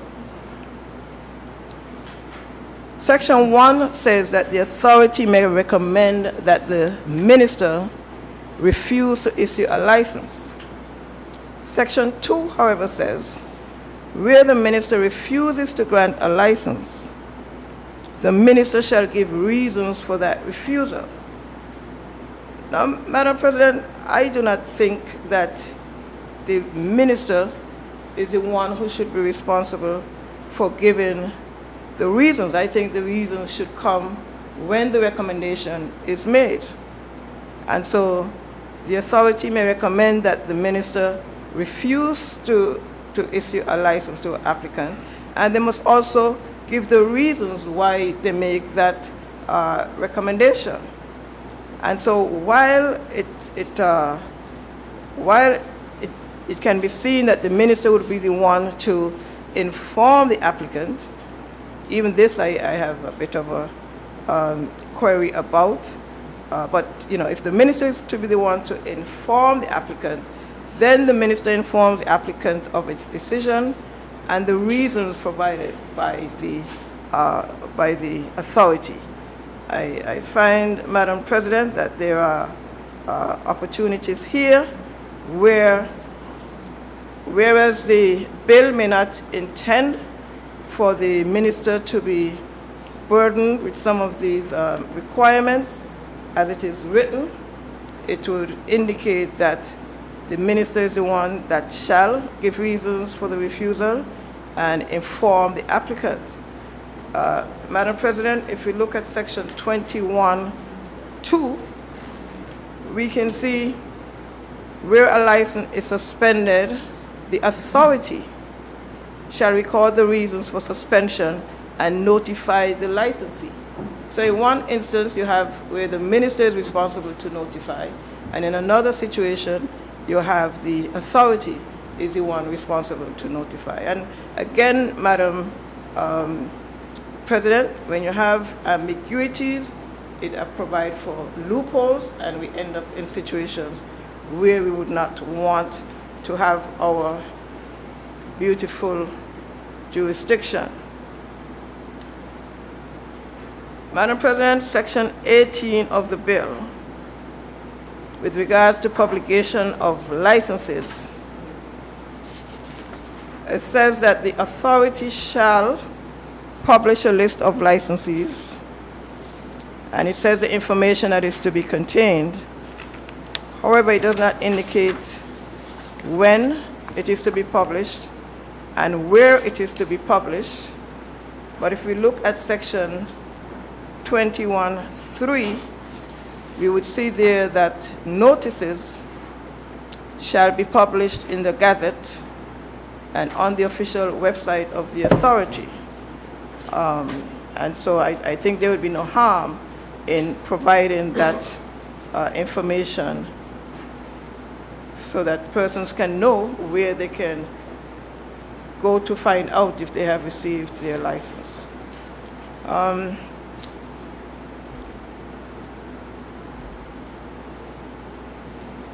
Madam President, as we look to Section 322(3), it says, when the minister intends to revoke a license, he or she shall give written notice. And if it is its authority that is responsible for all of this administrative work, so to speak, I do not see where the minister would have an intention to revoke a license. If we have the authority that is staffed with the necessary professionals, one would anticipate that a recommendation would be made to the minister, and then the order is given. And so, Madam President, as it is here, it gives the impression that the minister is the one who is responsible for revoking a license. And I am not certain if that is the intent of the legislation. Madam President, I know when I'm done, I'm going to hear all the reasons and explanations and how maybe I don't understand. But my purpose here is to try to minimize the loopholes and the ambiguities that we know end up detrimental to the jurisdiction. So, Madam President, I would want to look at the fees over at Section 25. It says a person who contravenes subsections 1 or 2 commits an offense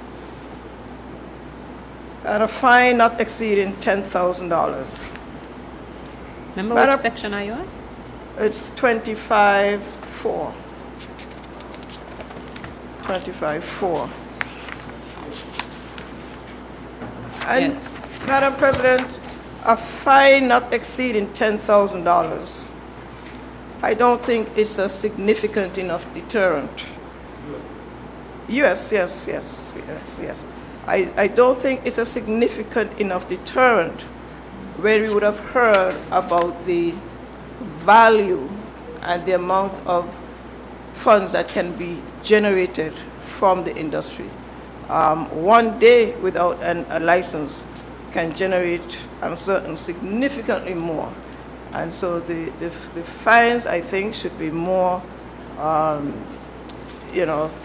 prohibitive, so that people would be inclined to be compliant rather than to pay the small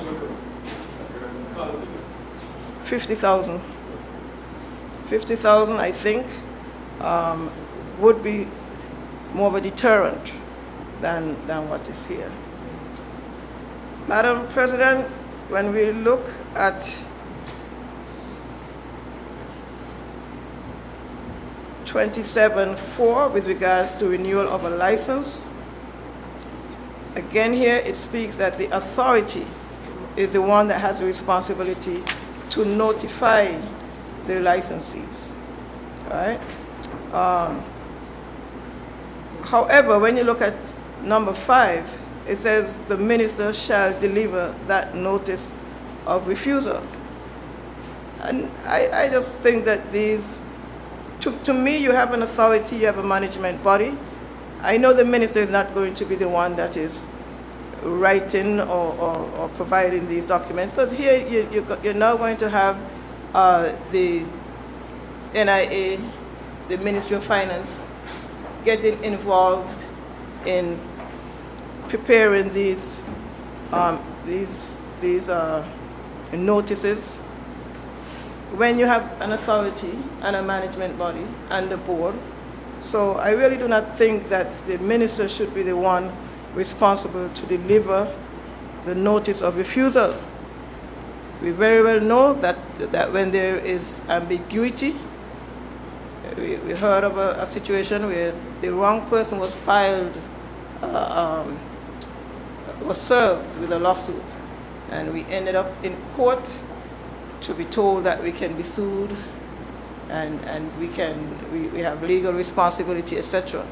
So, Madam President, I think that it is important that the roles and the responsibilities of the minister and the authority and the management body, I really think there are too many layers, to tell you the truth, but they should be clearly defined, so that where the authority recommends that the minister refuse to renew a license, and then it is the minister's responsibility to deliver that notice, I think that could be tightened up somewhat.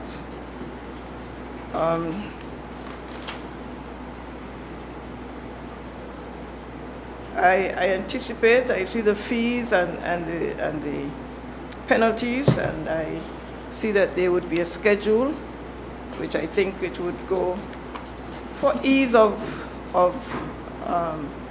perusing the legislation, but those I think would come in the regulations. Madam President, Section 32, Section 3 speaks to a licensee shall not authorize any of the following individuals to establish an account, and it speaks to an individual who is less than 18 years old. Now, whether it's residents or citizens of Nevis or of the Federation, I think that is something that could be considered here. But then, Madam President, 32.6, it says a player under the age of 21 years who wins a prize shall forfeit that prize to the authority. And I'm not certain why, if a player is under the age of 21, because it did say an individual who's less than 18 shall not be authorized to play. So if someone is 21 years and they win, why should they have to forfeit the prize? And maybe it's just a matter of clarification. A player under the age of 21. Right, so if someone is 19, well, so I'm just saying that section 3A says 18, but 6 says 21. So, and not only should they forfeit the price, but section 7 that says that a licensee which permits an individual shall be liable on conviction to a fine not exceeding $50,000. That is, more in line with the type of business that we're looking at. Madam President, while I do have some understanding of online gaming, I am not familiar with the term to be self-excluded. I looked in the definitions and it was not there. And so I would just seek some clarification on what that term means. And earlier, Madam President, I spoke to the provision that the management company shall collect the fees, etc. However, here in Section 9, we are seeing that a licensee that is responsible to pay an administrative penalty of $8,000, and that is to be paid to the authority.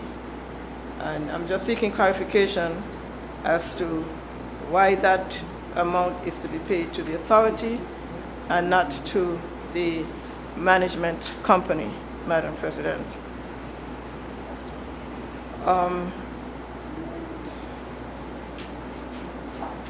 Section 34, number 5, says the authority shall not grant approval unless it is satisfied. But in one section it says the authority is to make recommendations. So if it is that in some instances the authority would be able to grant approval, I think it should be clearly delineated where the authority can grant approvals and where the minister would be the one to grant or to issue the licenses.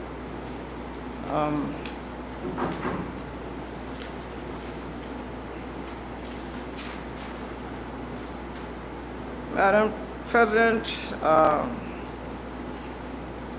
Section 39 deals with the Appeals Tribunal.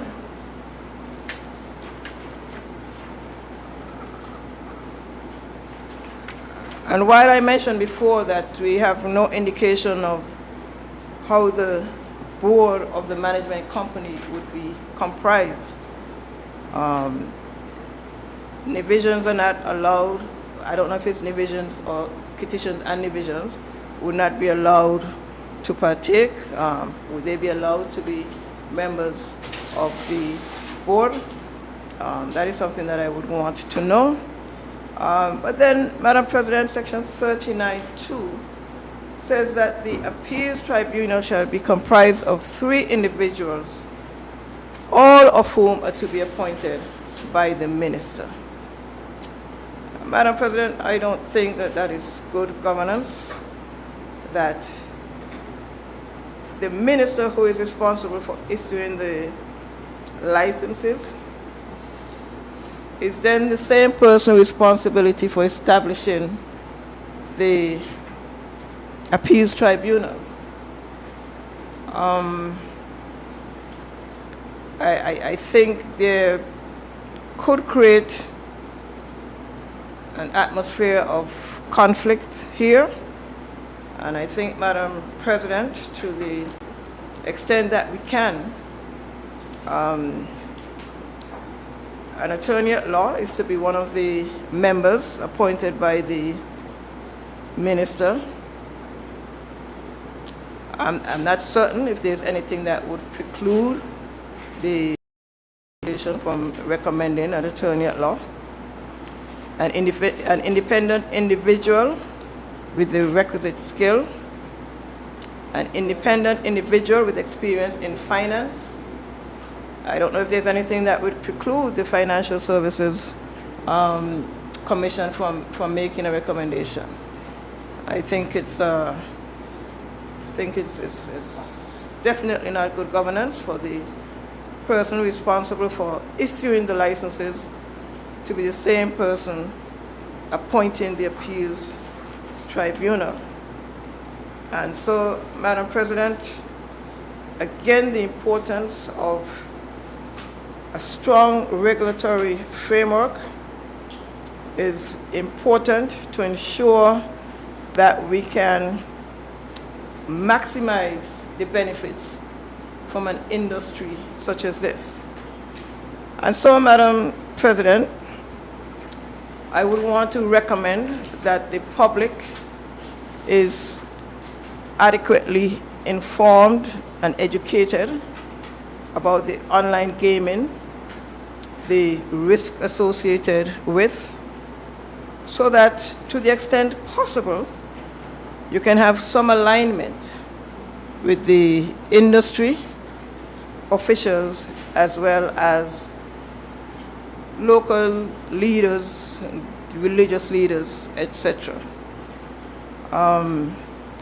The regulatory framework, Madam President, I said, must include strict measures with regards to anti-money laundering. We must seek to minimize ambiguities in the laws and regulations, and compliance and monitoring must be strongly complied with. I think that it would be important as we look to diversify the economy in Nevis and to build a new industry. I think it would be important for us to invest in building the capacity of our people here so that the necessary regulatory oversight, the cybersecurity responsibilities, etc., our people can elevate to take on some of those responsibilities. Madam President, while we speak of diversifying the economy by introducing this online gaming industry, it would be beneficial, I think, Madam President, if the revenues are realized that they're not kept solely within the management company, but that the people of Nevis can realize some of the benefits as well. And we know of corporate social responsibility, and while these are not necessarily legislated, I would want to make the recommendation that as we venture into this industry, a new industry, that the management company, the board of that management company, they're still a bit vague as far as I am concerned, but that they understand the principles of, and they operate on the principles of good governance, corporate social responsibility, and ensure that the benefits of the industry can be felt throughout the island. I asked the question, Madam President. I know the proposal of the bill spoke about what happened back in 1984, where you had a monopoly, so to speak, with regards to the counterpart to the management company. And we're now in 2025, and while I think that approach would have been beneficial at that time, I am not certain how the management company is going to be selected, how it is going to be staffed. I understand that the management company would have the responsibility for staffing the authority. But as far as a management company and as far as the board of that authority, I think it is still quite vague at this point, and some more clarity in that area, I think, would be beneficial to the advancement of the bill. I would pause at this time, Madam President. Thank you. Thank you for your contribution, member.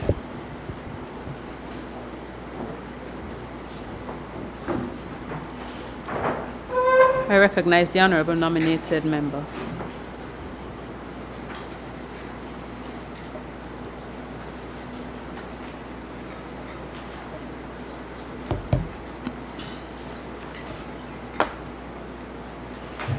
Madam President, I rise to make a brief contribution on the bill before this Honourable House, the online gaming bill 2025, Madam President. A bill that we didn't expect to be contentious, and after hearing the presentation from the member opposite, I can happily say that it is not a contentious bill.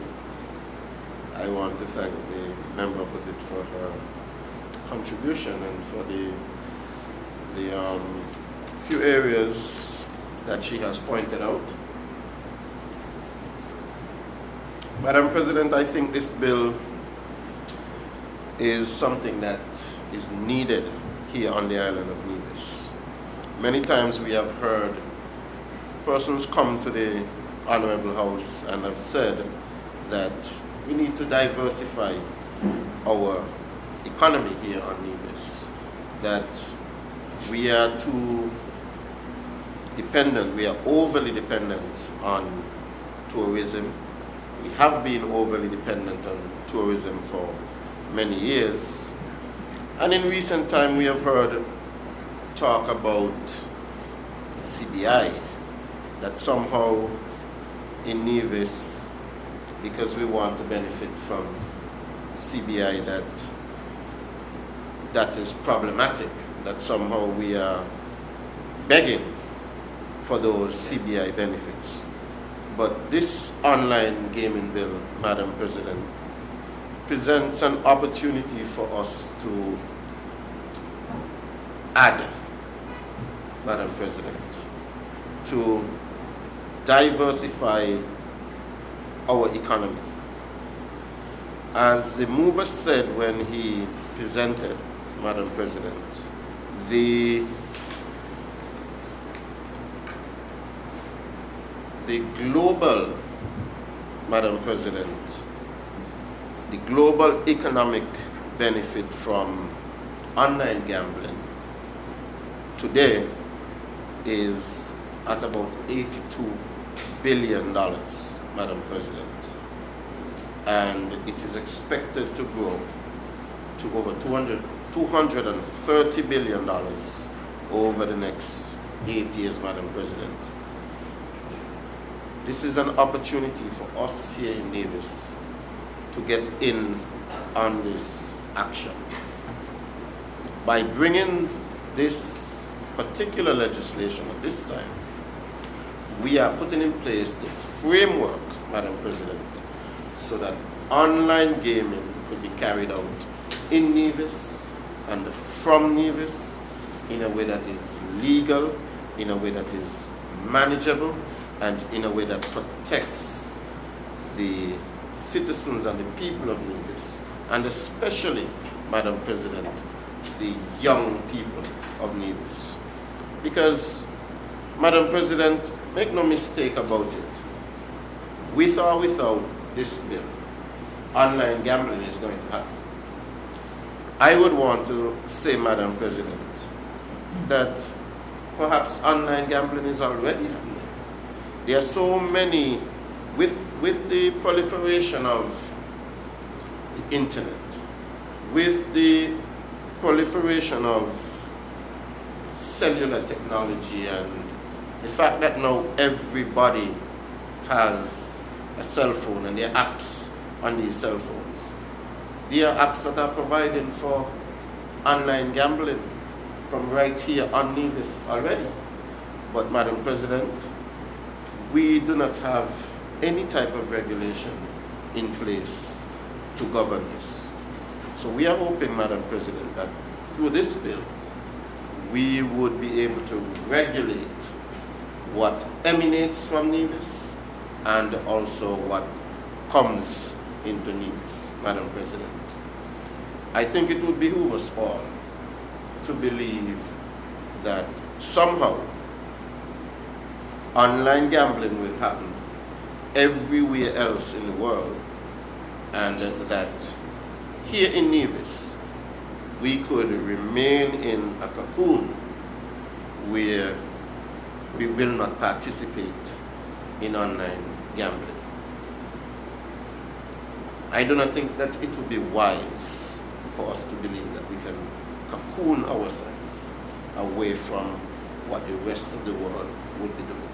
So I think, Madam President, that bringing this bill at this time is very timely, because we are now seeking to enter into this market in a very good way, in a way that we would be able to realize some revenues from being involved in the market. The mover of the bill said that the expectation is that once we would have gone forward with this bill, that we can expect within the first year or so to realize perhaps about US $2 million in revenues from the online gaming industry. That, Madam President, it might sound small, but it could be very significant to us here on Nevis, being a very small island, Madam President. And $2 million US is 5.4 million EC, depending on exchange rate, how you look at it, Madam President. But the mover also said that with the anticipated growth, that we can expect to get to the point in a few years where we would be realizing incomes up to $10 million. So this could, Madam President, go to become a very significant pillar of our economy here on the island of Nevis. Madam President, if we are to do nothing, let's just say that we are to leave it as is. We do not want to get into online gaming. We do not want to create any type of regulatory framework, Madam President. It's not going to stop anybody from going online with their computer or their cell phone and engaging in betting or whatever they want to get into. So the industry would probably continue, but it would do so in a type of underground way, where there is no law regulating it, where the government has no control over it, where those engaging in it, there are no protections for them, Madam President. And so I believe that the better way to do is to go down the road of doing what we are doing today, introducing this particular legislation that will really govern the way that we do online gaming here on the island of Nevis going forward, Madam President. The mover of the bill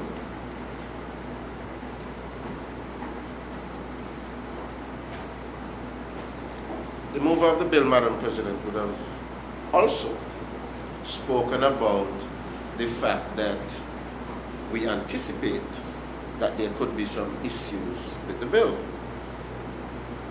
some issues with our participation in online gaming. And so he has therefore proposed that we will not allow people living in certain areas such as the United States and other areas to participate in gambling in Nevis from those areas, just so that we don't end up in any issues. He would have referenced the situation in Antigua. And so, Madam President, one could see that a lot of thought has gone into putting the legislation together, Madam President. I personally believe that, although I'm not a gambler myself, but I believe that for those who would want to engage in online gambling, that it could be a good thing. And for persons coming into Nevis and for persons living in other places who would want to try their luck and be involved in gambling, it provides a safe space, Madam President. And being the minister responsible for youth, I'm particularly happy, Madam President, that the bill seeks to exclude children under the age of 18 from participating in gambling. Madam President, I have heard that gambling could be something addictive. I do not know, because except for trying to pitch marbles or something like that, I've never really engaged in any type of gambling, be it a card game or anything like that. I've seen the card games being played, but I've unfortunately never participated. I think maybe I had a phobia, because as a young man, my father told me never get involved in gambling, and so I was a good son, and I never did. But, Madam President, there are influences that are out there, and so I am happy that we are putting this bill in place that not only allows those who want to participate to safely do so, but it also puts these measures in place to ensure that the young and the vulnerable, that they will not be impacted by it. I'm also happy, Madam President, that the bill will also capture and will also, I think the Premier used the word geofencing. That's correct? Yes. I'm also very happy, Madam President, that we will seek to geofence our territory, Madam President. I think while the mover of the bill spoke about it for only a short time in passing, I think that it is one of the more important aspects of what we are trying to do here. Because once we are able to geofence our jurisdiction, or at least have the service providers put in place, so that some of these apps that you can just go to the App Store and download, or if you're using Android, you can go to the Android App Store, or you can go to any of the other app stores that they have out there and just download an app that allows you to gamble.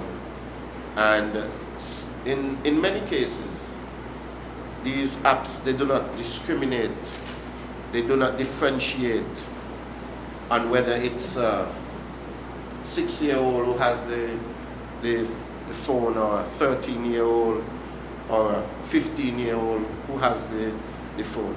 I am happy that we are putting something in place, Madam President, that is going to protect our young people, that is going to prevent them from having access or gaining access to, these apps and these things that are out there that might be detrimental to their good well-being, to their future, Madam President.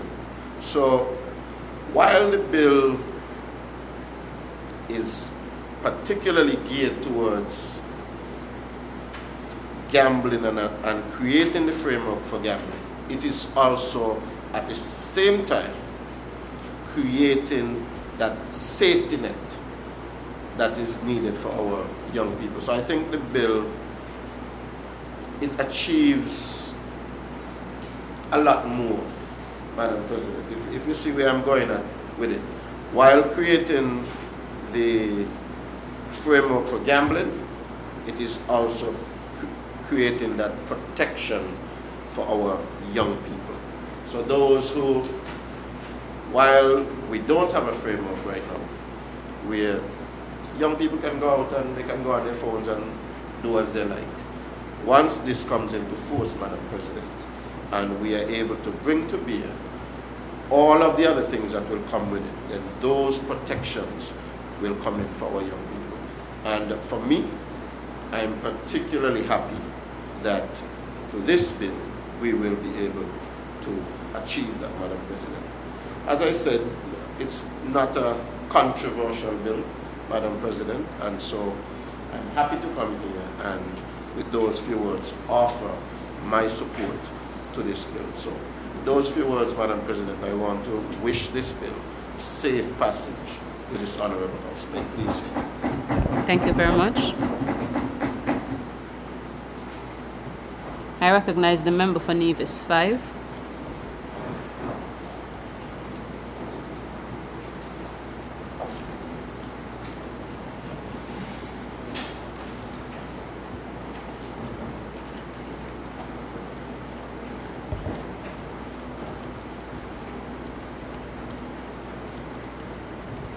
Madam President, esteemed members of the Assembly, members of the press, and those listening and viewing via social media, I bid you a pleasant good afternoon. Good afternoon. Madam President, I rise to make just a few critical observations on the proposed Nevis Online Gaming Bill 2025, and perhaps to humbly suggest some amendments, not a lot, that would strengthen its framework and ensure transparency and foster a robust, fair, and competitive online gaming sector in Nevis. Madam President, the bill before us was not controversial. It represents an important and timely step towards regulating the online gaming sector in Nevis. We must therefore recognize that this sector is constantly under intense international scrutiny because it is extremely, Madam President, high risk. Online gaming, if not properly regulated, can expose the jurisdiction to money laundering risks, data privacy violations, reputational harm, and the list goes on. It is not exhaustive. But Madam President, what we perhaps are more mindful of is the risk of blacklisting by major international bodies such as FATF, OECD, or, Madam President, the European Union. We therefore have a duty to ensure that this particular legislation meets international AML and CFT standards, protects the player data in line with global privacy laws, and Madam President, of course, maintains regulatory independence free from political influence. I believe the objective, as previously stated by the mover of the bill, is to establish a framework for online gaming, to create the Nevis Online Gaming Authority, to introduce systems for licensing, compliance, enforcement, and supervision and appeals, and to promote responsible gaming. Madam President, I believe this bill is it's well overdue. And I do believe that there are significant economic benefits that can be achieved for Nevis from the passing of this bill. However, Madam President, there are a few issues, not a lot, just a few, concerns that I wish to raise in this Honourable House that perhaps would assist us in ensuring that the legislative framework that we are trying to create here would be more robust. Madam President, one such issue is the delegation of authority to a private management company. The bill at Section 3, subsection 2, proposes that the Nevis Online Gaming Authority be managed by a private management company. While operational efficacy is important, this structure creates a risk of conflict of interest. It reduces transparency and it may undermine public confidence in the integrity of our framework, regulatory framework. And I say this, Madam President, because normally with bills that attract such significant international scrutiny, normally there is a public oversight to these bills.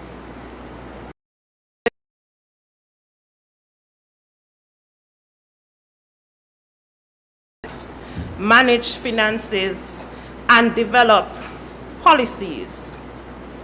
But the risk of a lack of public oversight does provide some lack of transparency in its management. Madam President, the bill somewhat ceased to mention or to give any further information about the management company, save and except that we know it will be a local company, Madam President. We have no information as to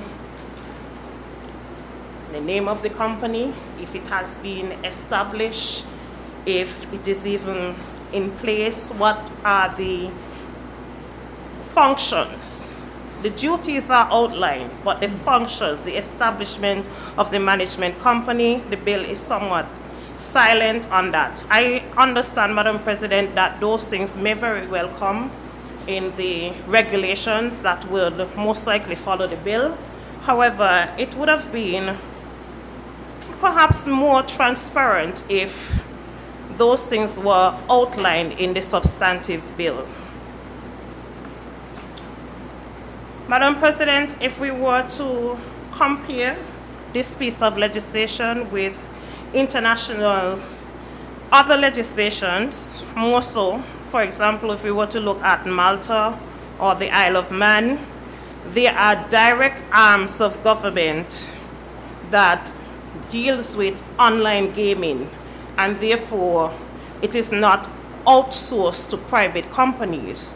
Now, Madam President, the mover of the bill mentioned that this practice It is not a first. It has been done so in the past. And while we accept that, Madam President, we must also bear in mind that we are now in 2025, and the scrutiny that this jurisdiction is under, more so from our products such as CBI and the robust legal framework and regulatory framework that we have to work within. Those things perhaps did not exist or were not so robust in that particular space and time. And so, Madam President, we have to be cognizant, we have to be mindful of the space that we are now operating in. Madam President, the management company is prohibited from holding a gaming license, but its oversight of staffing, system, and licensing processes gives it enormous influence over the industry without significant or sufficient public safeguards. And this must be of some concern to us sitting in this particular house and also to other regulatory bodies.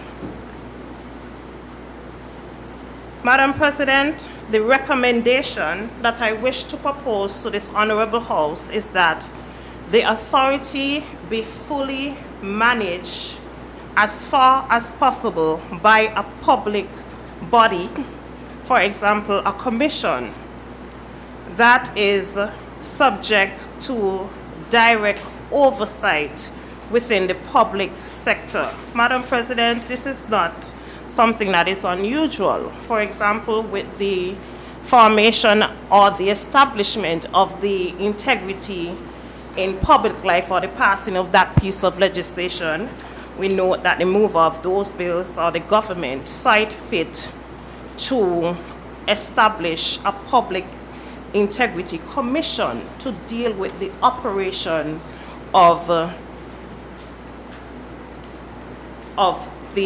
bill, Madam President, or just the oversight of integrity and conduct, civil conduct within our society. Madam President, it is important for us to consider having that public body element as opposed to a private company element. Supervision, reporting, transparency, efficacy, all of these things are very important if we are going to live up to the expectation of having a very robust regulatory regime. Madam President, I wish to refer you to Section 5, subsection 5. And that particular section gives a list of some of the duties or the day-to-day operations or oversight of the management committee, of the management, company.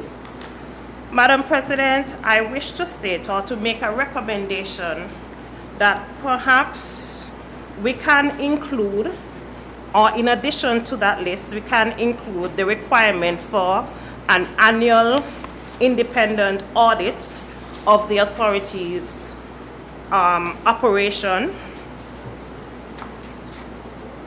and also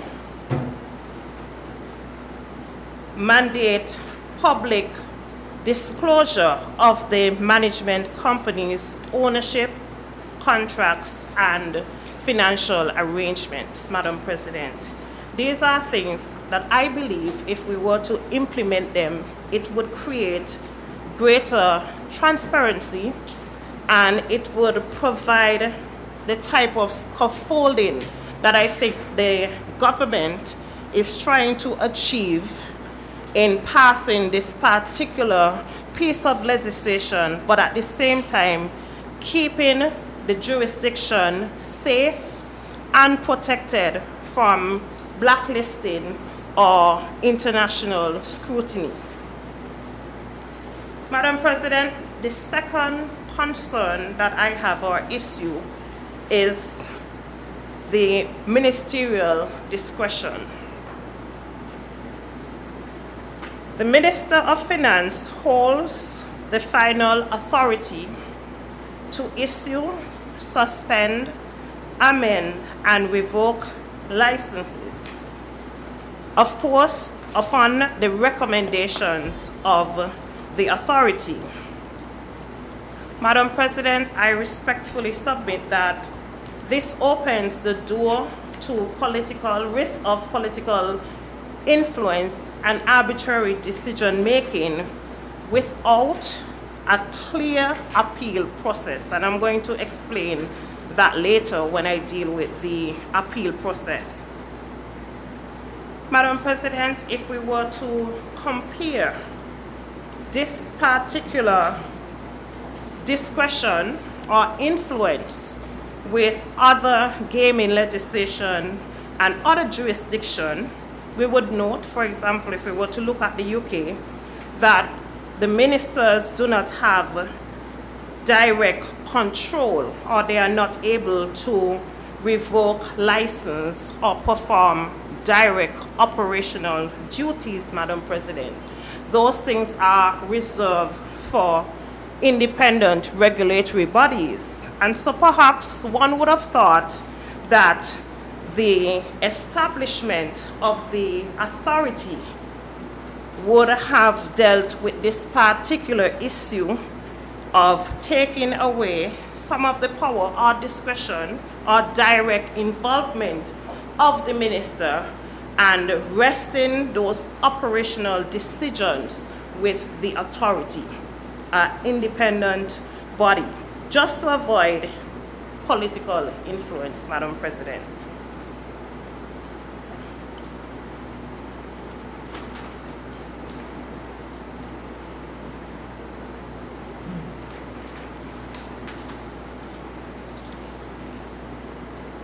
Madam President, the third issue for me is really the accessibility to the appeal process. And I wish to refer you to Section 40 of the bill.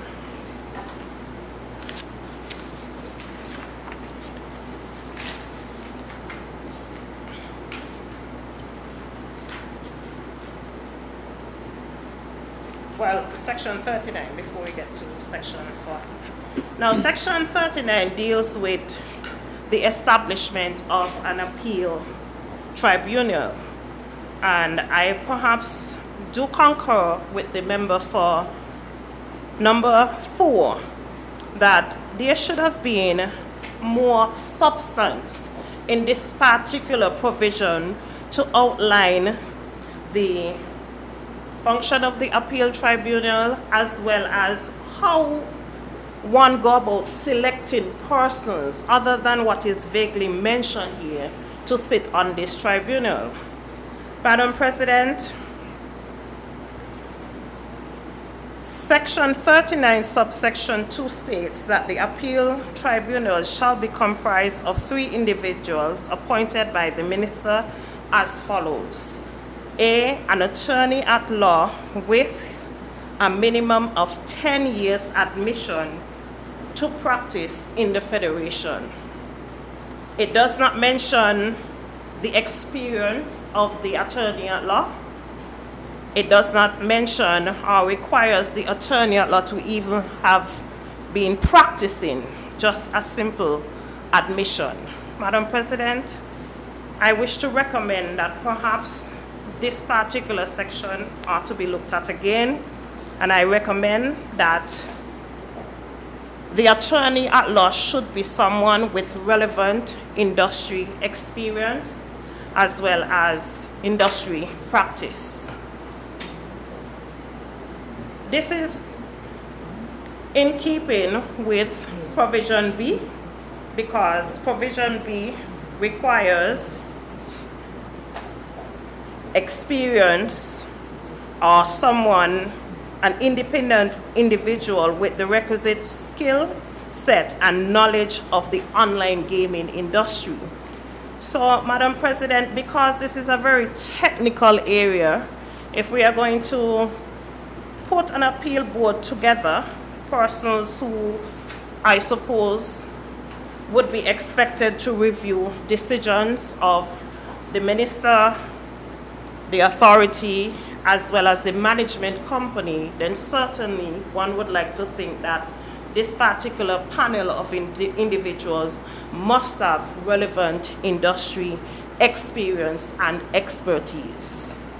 Again, Madam President, this recommendation is made in keeping with ensuring, the objective of ensuring that we are creating a robust legislative framework when it comes to monitoring the online gaming sector here in Nevis.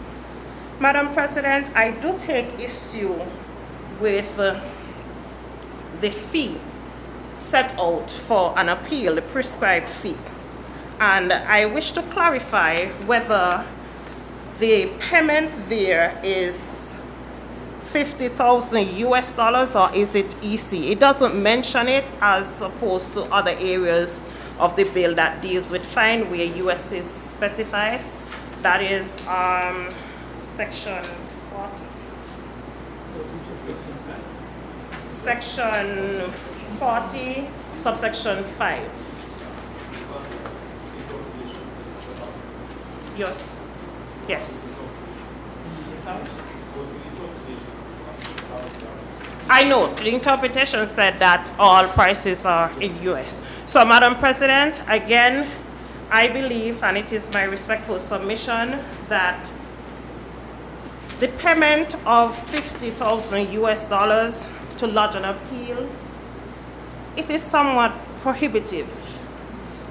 Because if you look at section 25, I believe, bear with me, Madam President, just indulgence.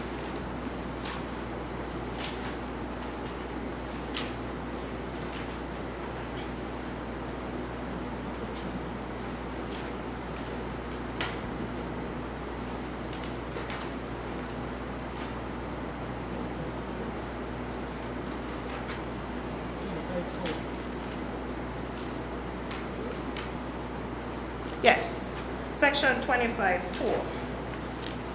So, section 25.4, Madam President, section 25. Yes, 25.4. So, section 25.4 really is it should be the meat. It should be the penal aspect of the legislation, the one that prohibits certain conduct. And so, in keeping here, we are seeing a fee of US $10,000 as a means of punishment. However, for someone to have access to review a decision, even on legitimate merits, Madam President, the fee of $50,000 US, I believe it is prohibitive and restrictive, and perhaps we ought to consider making some amendments as previously suggested by the member for number 4 of replacing the fee in section 25 subsection 4 with US $50,000. I believe that would serve more as a deterrent, and then having the appeal, because it is an appeal, Madam President, the appeal fee at US $10,000. The reason why I said this, Madam President, we do not want to create a situation where persons are able to ignore the legislation completely and seek redress in the court because of the exorbitant fee. And so I think it is important for us to really consider that alternative. I'm not sure if it is the intention of the mover of the bill in dealing with the exhaustive appeal process that one must appeal to the appeal tribunal before they are permitted access to the court. It's not really clear, but in any event, Madam President, with a fee of 50,000 US, I can very well foresee, just in terms of feasibility and affordability, persons opted, if they agree to go directly to the court, as opposed to participating in the tribunal process, in the appeal tribunal process, Madam President.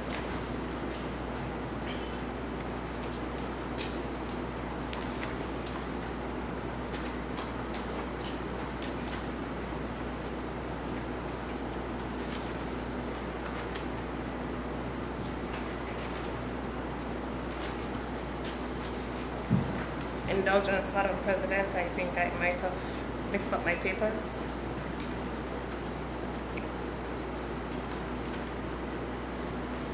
One other scrutiny, Madam President, and I think this brings us to number 4, and that is the bill does not mention mechanisms for mutual regulation with foreign regulators. It doesn't mention any type of communication, any type of partnership.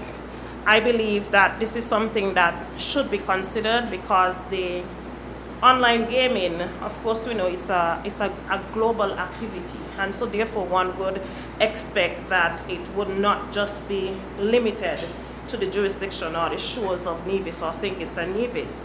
And so therefore, I think somewhere within this particular legislation, there should be an avenue for just mutual recognition or communication with foreign regulators, Madam President.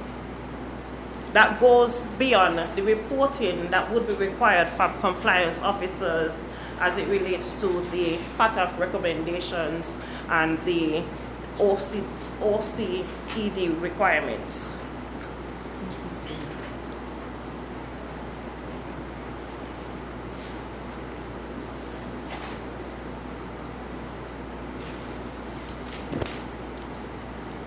Madam President, I must say that I do appreciate the fact that we are taking the time out to have this exercise. It's not controversial, it's more consultational.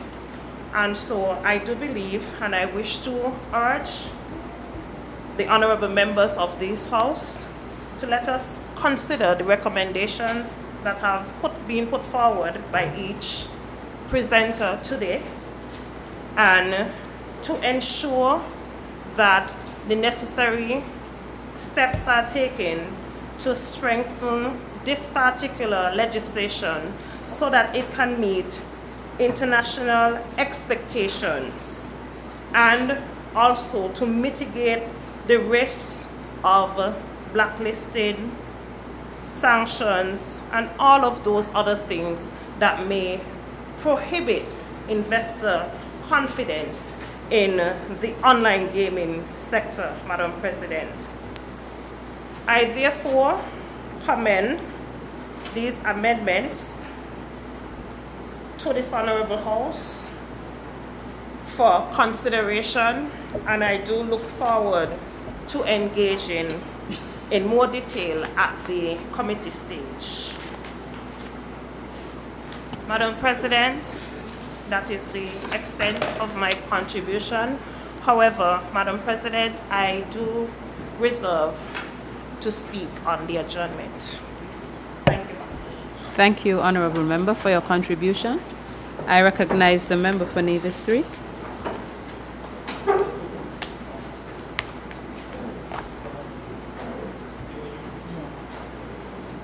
Madam President, I rise to make a brief intervention in support of the bill before this Honourable House, the Nevis Online Gaming Bill 2025. And Madam President, I believe that based on what we would have heard from the presenter of the bill, the mover of the bill, as well as the other presenters, Madam President, it is obvious that this bill seeks to continue the diversification process of the economy. We have learned our lesson well from the COVID-19 pandemic.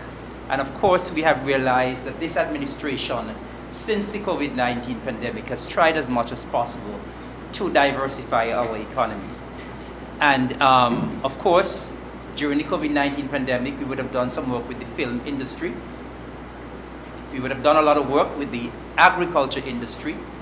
And of course, that is why we can see, even when we have our Agri-Expo, the kind of volume and the kind of quality of produce that we have, because we did quite a lot of work during the COVID-19 pandemic in terms of agriculture. And so, Madam President, this is an excellent way of trying to diversify and, of course, to generate more revenue. We have been accused in the past of taxing our local population. And, of course, this bill, what we are trying to do here, Madam President, is to generate revenue without taxing the local population. Of course, the local population would actually not be involved in this, what we're trying to do in the online gaming. I know when the senator on this side spoke, he spoke to the exclusion of young people, but this bill is actually going to exclude locals, and so our local population would not be involved. Of course, we would have heard the point regarding us being a Christian society, and yes, we are a Christian society.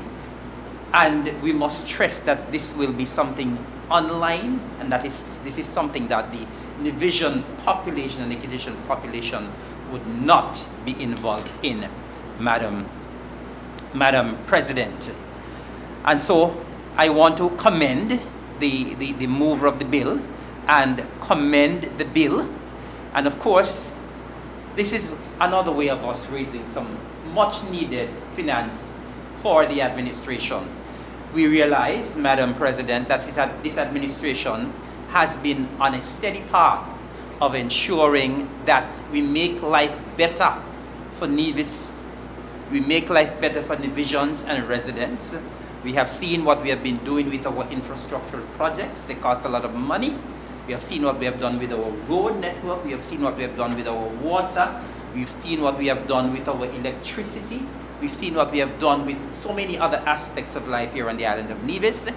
And we must be able to generate more revenue without taxing the local population.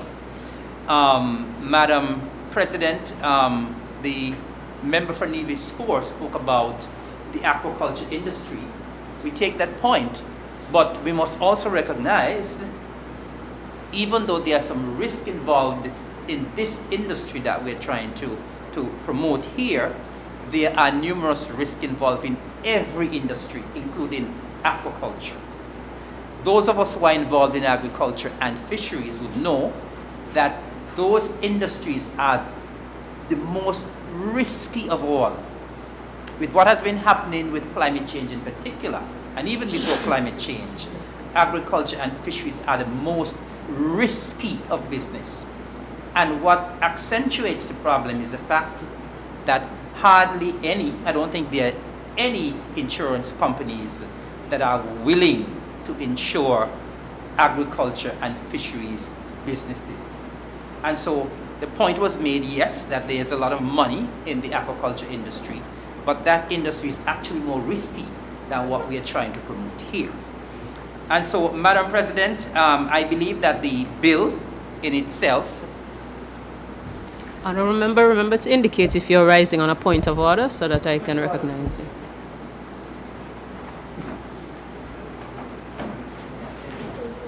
Madam President, actually, point of clarification in that just about 2 weeks ago,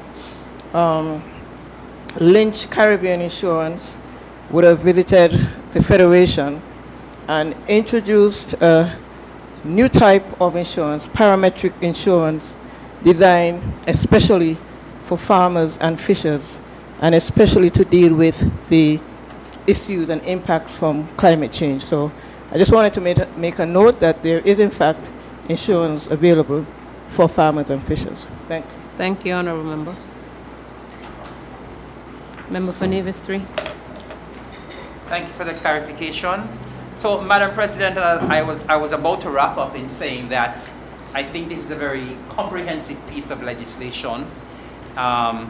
It speaks to practically everything where compliance is concerned, where consumer protection is concerned, where licensing is concerned, where the prevention of money laundering is concerned, and I think it's a comprehensive piece of legislation. And of course, as we have been said all morning, it's not a contentious piece of legislation. So I just want to commend the legal advisor and her team for this piece of legislation, and I want to wish it safe passage to this Honourable House. Thank you. May it please you, Madam President. Thank you very much. I recognize the member for Nevis 1.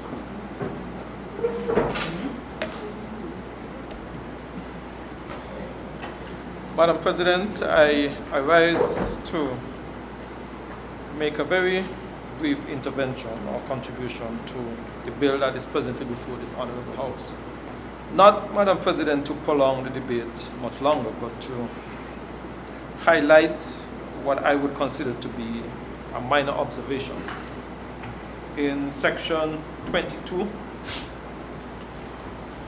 and I want to, Madam President, read the initial paragraph, paragraph 1. The authority may recommend that the minister revoke any license to carry on online gaming services if the licensee, and Madam President, I want to go to section G, fails to pay its annual fee to renew its license. Pause. Madam President, I would recommend that there be some consideration to what I would call an automatic trigger. Meaning that someone who may not pay their annual licensing fee for how long? 6 months, 8 months, 12 months? Before their license is revoked? Perhaps because section 22G. 22(1)G. 22(1)G. Thank you, Madam President. I would wish that we consider an automatic trigger. That if for some reason someone fails to pay their licensing fee, that it's not just be held in abeyance for 6 months, 8 months, 9 months, a year. And perhaps we can look at 90 days, for example. That if that licensing fee is not settled within 90 days, then the process or the procedure kicks in automatically. Section H, Madam President, of section 22(1) as well, is no longer a fit and proper person. And I am hoping, Madam President, that we can zero in exactly what that fit and proper person, those areas. And perhaps I'm giving a bit more work to the legal scholars, that they can highlight those areas, Madam President. And I believe that it goes in the vein that we have all been speaking here this morning, of trying to ensure that we make this legislation as ironclad and as closed circuit as possible, Madam President. And Madam President, with those very brief observations, I want to wish this bill, Madam President, safe passage to this Honourable House. Thank you very much.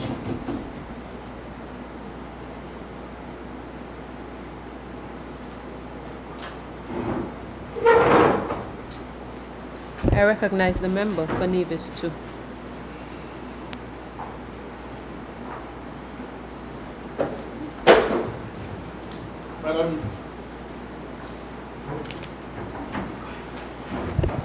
Madam President, I rise to conclude the debate. I believe it has been a good debate. In fact, might I be presumptuous to say one of the better debates that we've had in the House, because I think we've had a genuine spirit of cooperation and a genuine desire to make what we are seeking to do better. I think that all the members present would have spoken on this bill, and I hope I'm not being presumptuous when I say that it would have had the support of all the members who would have spoken. So for me, that's important.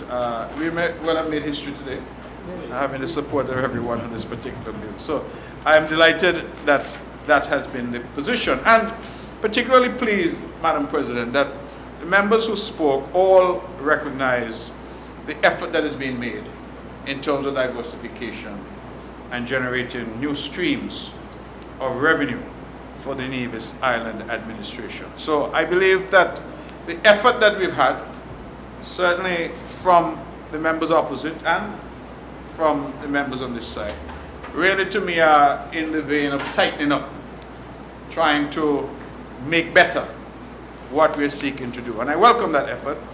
Indeed, I think that is why we're here in Parliament, to debate these bills, to look at them, to tear them apart, and to try to ensure that when we pass something, we have something that's in fact better. I won't address all of the points because some of them, Madam President, I feel are better addressed in terms of regulations. I want to emphasize that, as we all know as parliamentarians, we cannot put every provision into a bill. And that is why the jurisdiction is given. I believe it is at section 41, if I recall correctly. I hope I have that correct. 42, that the minister may make regulations. And so it was always the anticipation that we would amplify in terms of regulations some of the points that have been made and some of the issues that have arisen. I want to address a minor point.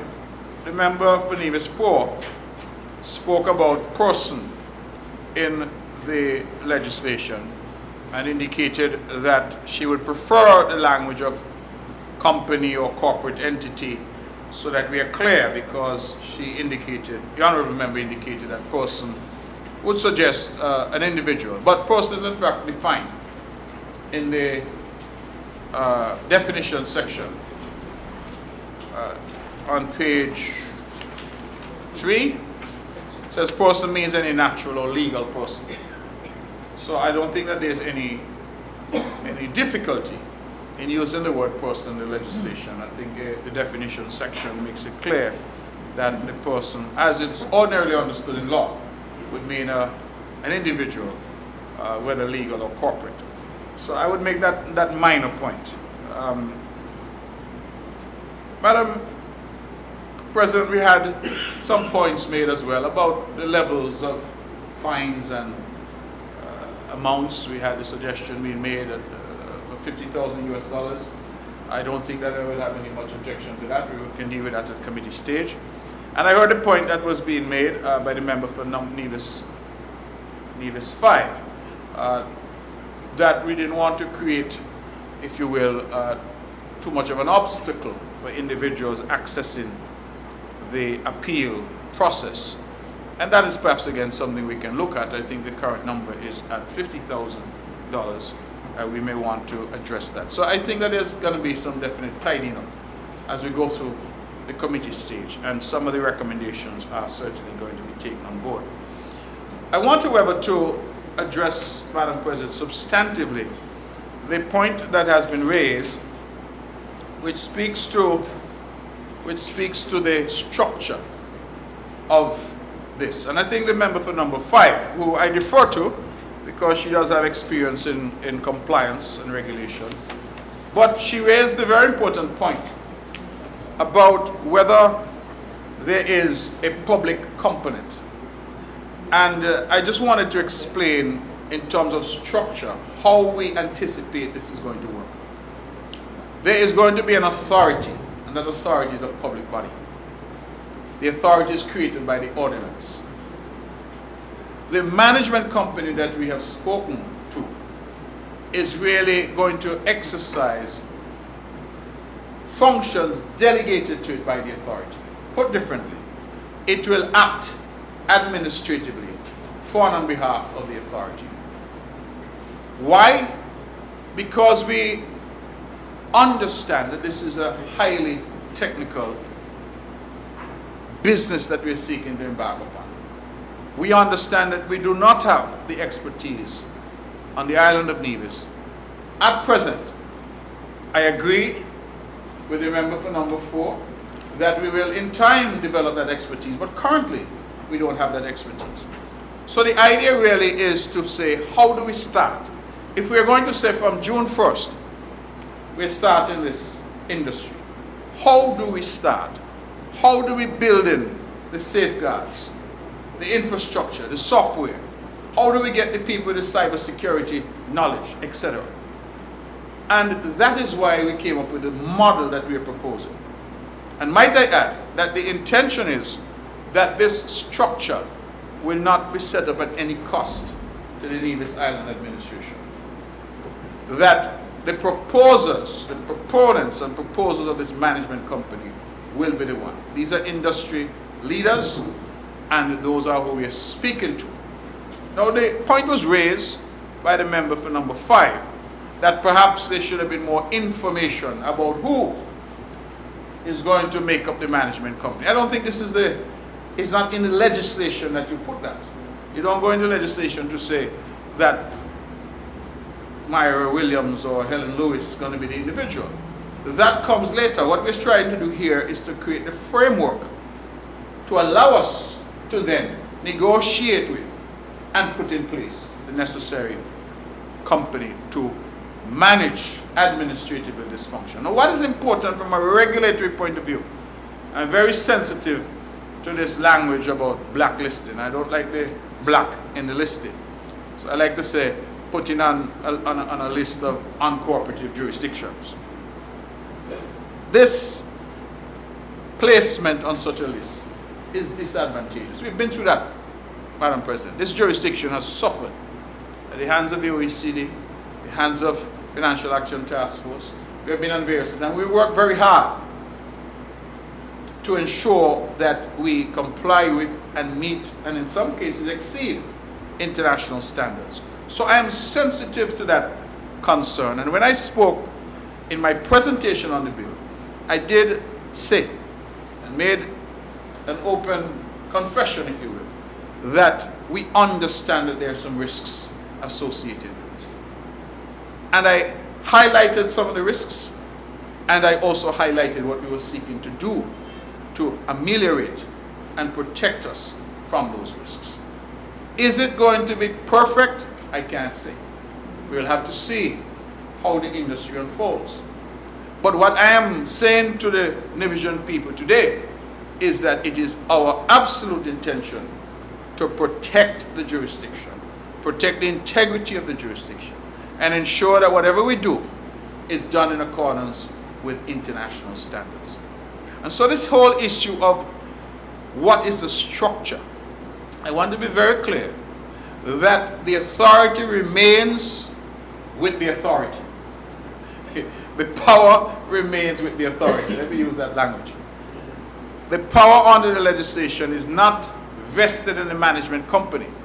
The management company is merely a tool that is providing the administrative support and infrastructure for the authority. And then the minister, as we will come, will appoint the regulator. There's a typo in the legislation. We've agreed that it should be the minister that will appoint the regulator, not the authority. And the minister will then be accountable. So the structure would be an authority established under the legislation. That authority would, by way of agreement, have a management company that does the function. That's the sole proprietary arrangement that we've said that we try to ring fence by only having one at this point in time. For all the reasons that the same thing happened in 1984, I'm told now that things have changed. I don't think things have changed that much. Meaning that it is a protective mechanism that we're seeking to employ. Something to help us to control, regulate, and ensure that we avoid any excesses and any difficulties of being put on any list of uncooperative jurisdictions. So we have the authority provided by law. The authority by way of contract will engage with the management company. But if you realize the entire scheme of the legislation is that the authority then is the entity that makes recommendations. Recommendations as to who to license, recommendations as to suspension, recommendations as to revocation. It is a matter for the authority. And the authority makes those recommendations to the minister. So the relevant public officials, to which the member for number 5 spoke, are in fact in place, Madam President. I think if we understand what is anticipated and what the framework is anticipated to be, we would know that there is no effort whatsoever to move away from what has been correctly described by the member for number 5, the international standard of having public officials being ultimately responsible. And that is really what it is we're seeking to achieve here. We have that built in. And the only reason really that we are talking to a management company or talking to the prospect of having this management company is really because we do not have the expertise here. And at this point in time, speaking on the 29th of April 2025, I think it would be extremely difficult to get this off the ground in terms of cost, in terms of expertise, human capital, infrastructure, IT and otherwise, software and otherwise, to get us off the ground doing it ourselves. And that is why we have engaged and are intended to engage in that type of arrangement. Certainly, we expect in the medium term. Thereafter, once we've acquired the expertise, once our people have been upskilled, once we can attract perhaps people overseas who want to come and be a part of this industry, including returning nationals, we can then, Madam President, look to move into a different structure. But to start this up, we think this is the best structure to give us the necessary protection. So I wanted to just address that because I think that that's a pretty significant risk that the Honourable Member for number 5 raised, and I wanted to say to her, to the House and to the Nevis public that it is a risk that we have considered, and this is the way that we wish to approach it.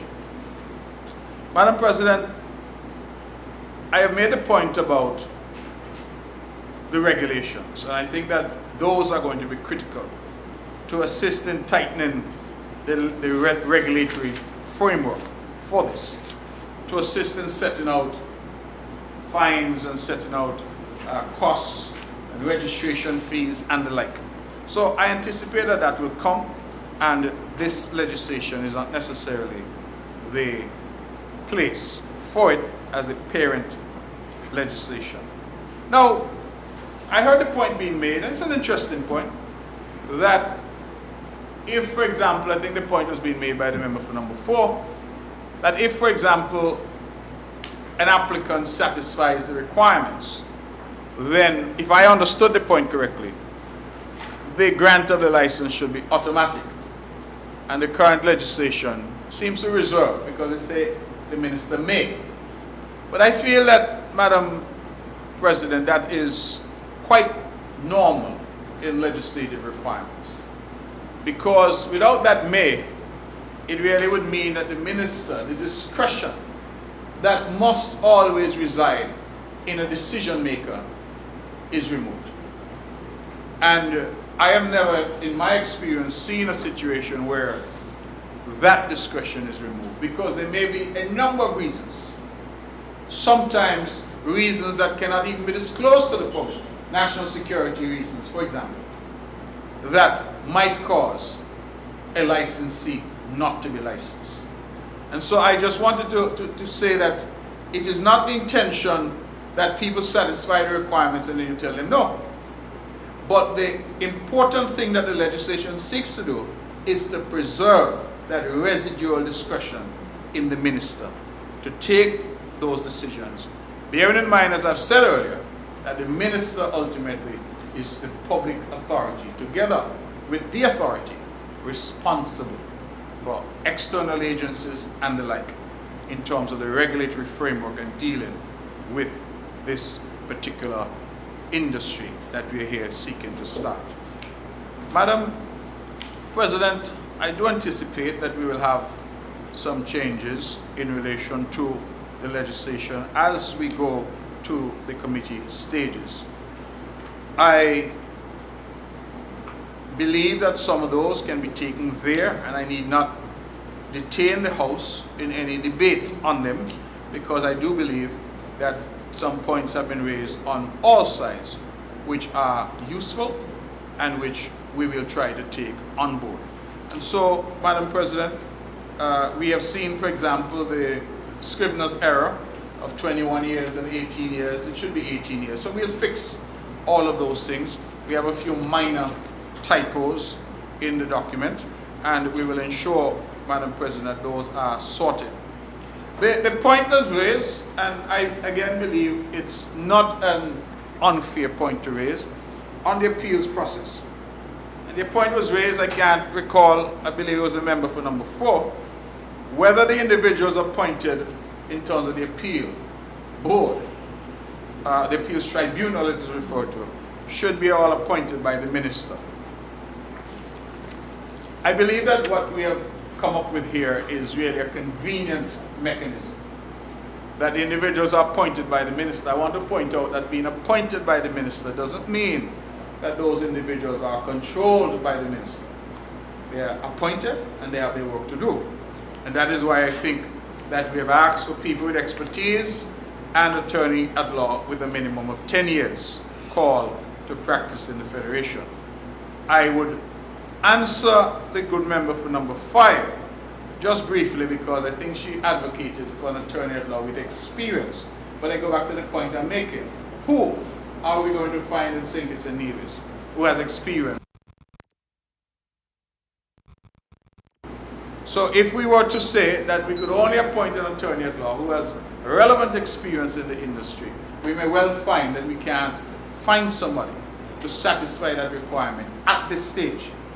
And so again, we need to take this and think about it as an incremental development.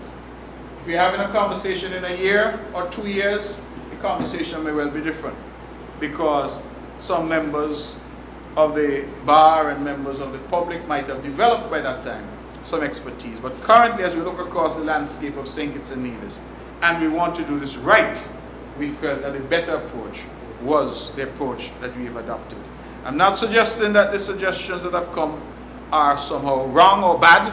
I'm simply saying that there are genuine differences of opinion in terms of what we do now and what is the best approach given the circumstances that we face of putting in place the necessary framework to get this industry off its feet and functioning, ultimately we hope, for the benefit of the island of Nevis. Jobs, revenue, and a new industry, and importantly, a well-needed diversification of the local economy. That is what we are seeking to achieve. And so, Madam President, I would want to wish this bill safe passage and thank again all members who have contributed to this debate. Thank you. Thank you very much to the member for Nevis 2 and to all of the members for the contributions on the bill. The question is that the bill shortly entitled Nevis Online Gaming Bill 2025 be read a second time. Those in favor? Aye. Those against? The ayes have it. A bill to establish an effective and comprehensive regime to regulate the online gaming industry, to prevent fraud and misuse, to promote responsible gaming within Nevis and for matters connected therewith or incidental thereto. Thank you. The bill has been read a second time. And House will now move into committee stage.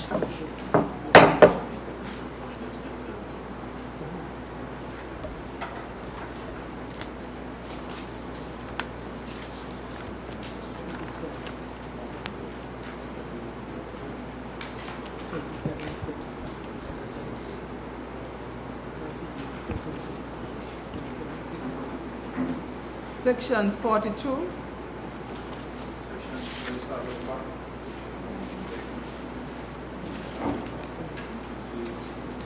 The The question is that Section 42 forms part of the bill. Those in favor? Those against? The ayes have it. Section 41. The question is that Section 41 forms part of the bill. Those in favor?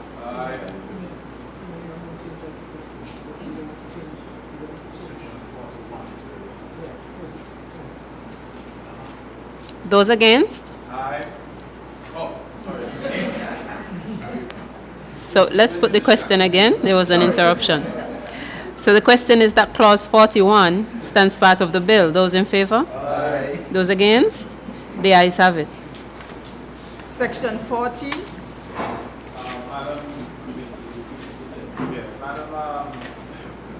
Madam President, Section 40, subsection 5, we've had a recommendation that we change to 10,000. That's in order? Yeah, we accept the 10,000. We change 50,000 to 10,000. Noted. A question. In other places in the bill, the currency has been stated, although they... Okay, good. Because it's a fine, dollars is a fine. as Right. is. The question is that Section 40, as amended, stands part of the bill. Those in favor? Those against? The ayes have it.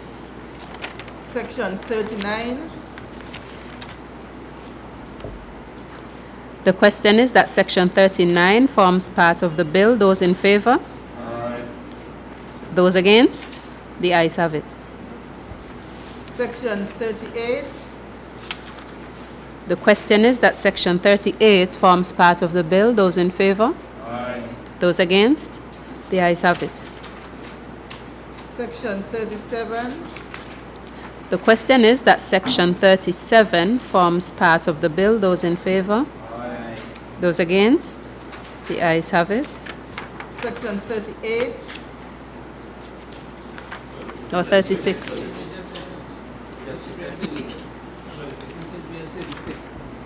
Okay, Section 36. The question is that Section 36 forms part of the bill. Those in favor? Those against? The ayes have it. Section 35. Madam President, we want to change Section 35(1) where it says the authority shall appoint the regulator. It should be the minister.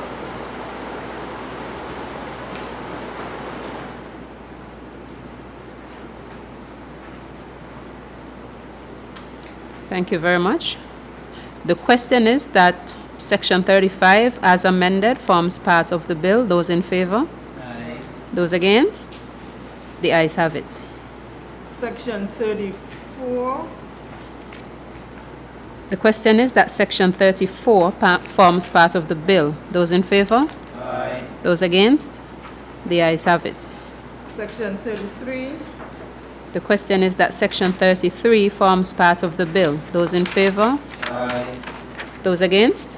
The ayes have it. Section 32. Madam President, Section 32, subsection 6 should say a player under the age of 18 years. 21 should be changed to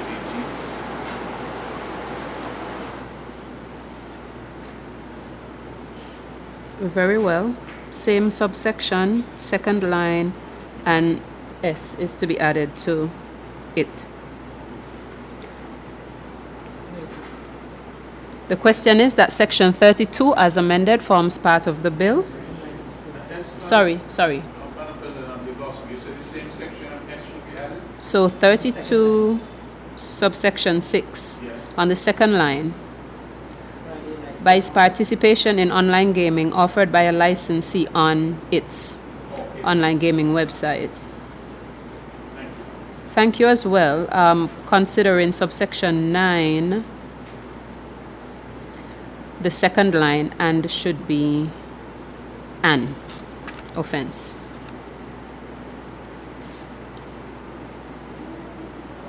Yes? Yes. The question is, thank you, the question is that Section 32 as amended forms part of the bill. Those in favor? Those against? The ayes have it. Section 31.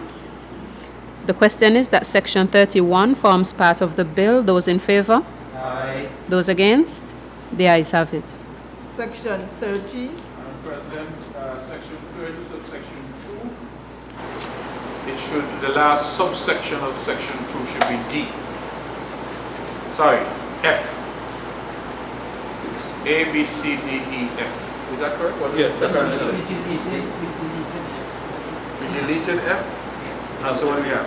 So you would go down to E then. A, B, C, D, E. After D, we'll put in and then E will be the last subsection. Yeah, so I'm a little confused now. Madam Legal Advisor, what's the change? Please bear with us, Madam President. We're deleting F. We deleted F, Yes. current F. So we're not requiring a certified copy of the, okay. Provision for financial statements or what's certified. Okay, so we're taking out F altogether. Okay. My apologies, Madam President. So we are deleting F. We'll say the D, full stop after D. And we're inserting and After D. after D, at the end of D. Yeah. Full stop. After statements.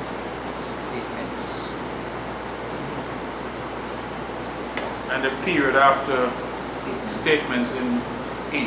E. And deleting the word and. The word and. Yes, and the word and, yes. Thank you. So that would be subsection D would say a statement of equity and E the notes to its financial statements, Yes. full stop. Very well. The question is that clause, section 30 as amended forms part of the bill. Those in favor? Aye. Those against? The ayes have it. Section 29, The question is that section 29 forms part of the bill. Those in favor? Aye. Those against? The ayes have it. Section 28, The question is that section 28 forms part of the bill. Those in favor? Aye. Those against? The ayes have it. Section 27, The question is that section 27 forms part of the bill. Those in favor? Aye. Those against? 27.6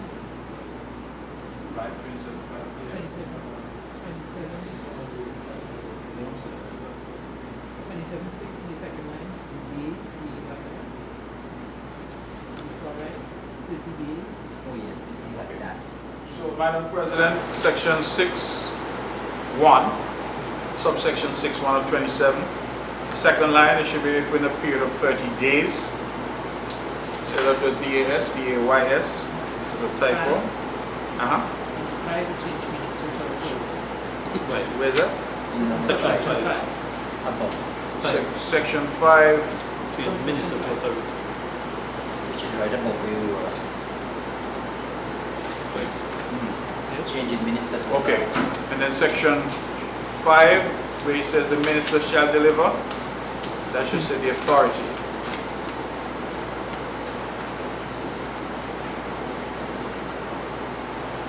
Thank you. Thank you. So I will put the question again in relation to section 27 or clause 27. The question is that clause 27 as amended forms part of the bill. Those in favor? Aye. Those against? The ayes have it. Section 26, The question is that section 26 forms part of the bill. Those in favor? Aye. Those against? The ayes have it. Section 25, Madam President, section 25, subsection 4. We would want to accept the suggestion that that be $50,000, colleagues. Yeah. $50,000, remove the US instead of the 10.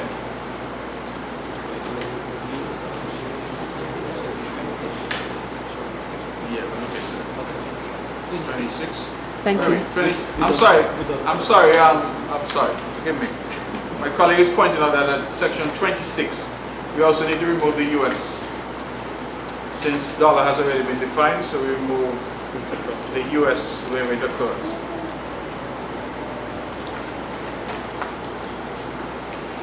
I apologize, Madam President. No.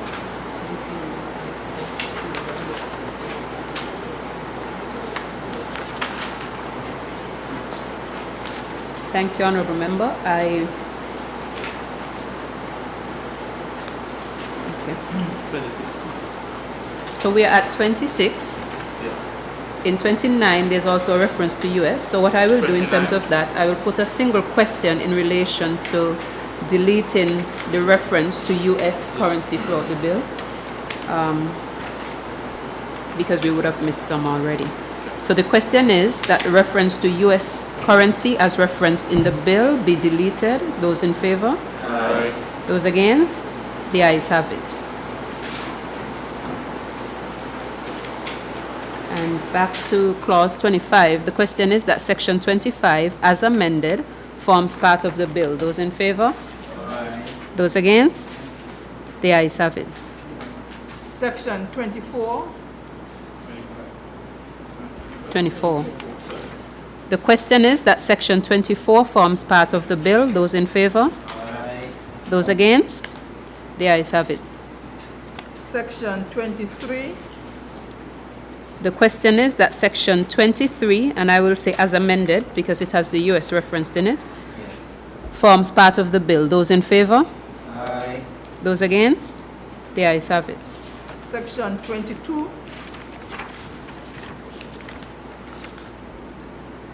The question is that section 22 forms part of the bill. Those in favor? Aye. Those against? The ayes have it. Section 21. The question is that section 21 forms part of the bill. Those in favor? Aye. Those against? The ayes have it. Section 20. The question is that section 20 forms part of the bill. Those in favor? Aye. Those against? The ayes have it. Section 19. The question is that section 19 forms part of the bill. Those in favor? Aye. Those against? The ayes have it. Section 18.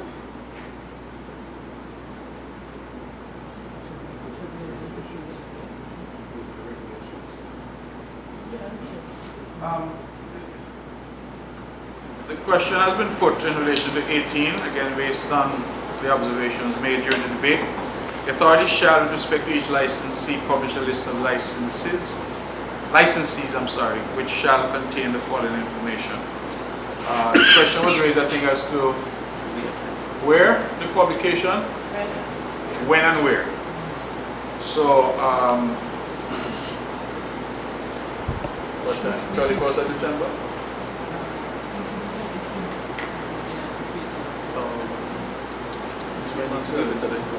Annually?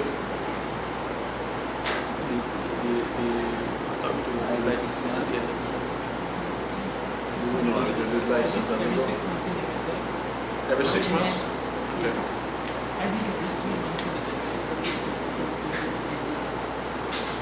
But every 3 months is too soon. Too soon, yeah. Unless you want that to form part of the regulations. provisions in the regulations. You could leave it, it comes in the So it can regulations. include at such place. Is there a recommendation from the other side, like how, in terms of frequency? I'm thinking annually, if it's published annually, but we're here in 6 months, 3 months. So we'll resolve that and bring it in the regulations. Yeah. Or a reference to at such place and at such frequency as the minister shall prescribe in the regulations. Yeah, okay. So the authority shall, with respect to each license, publish a list of businesses which are, publish a list of businesses at such time and in such place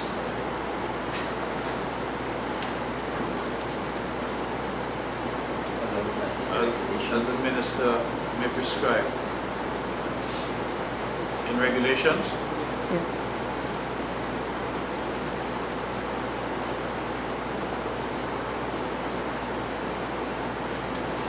And then I would say full stop, and then we say the list shall contain the following information.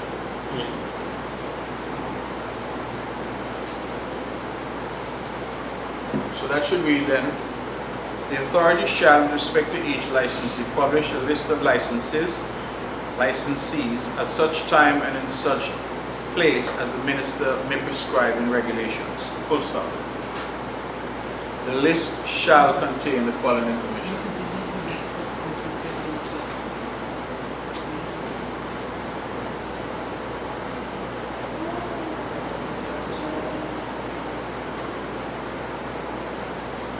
Okay, Madam President, so the legal advisor is suggesting that where it says the authority shall with respect to each licensee, that we can take out with respect to each licensee. So it merely says the authority shall publish a list of licensees at such time and in such place as the minister may prescribe in regulations. Full stop. The list shall contain the following information.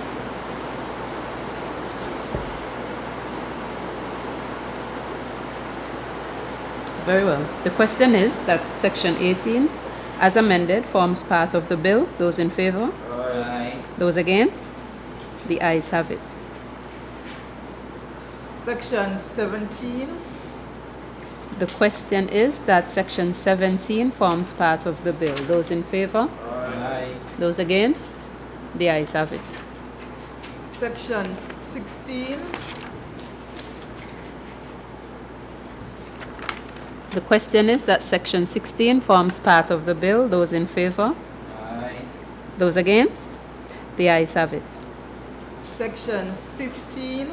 The question is that Section 15 forms part of the bill. Those in favour? Aye. Those against?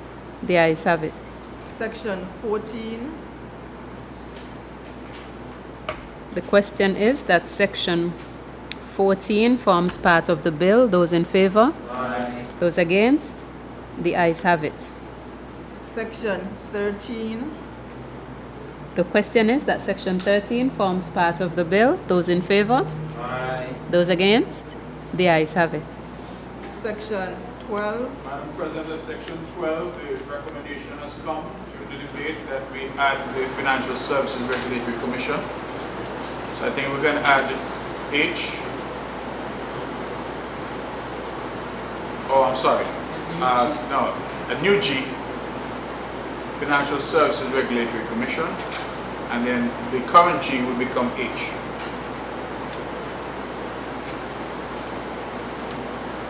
National Services Regulatory Commission, semicolon more, and then delete the O after that.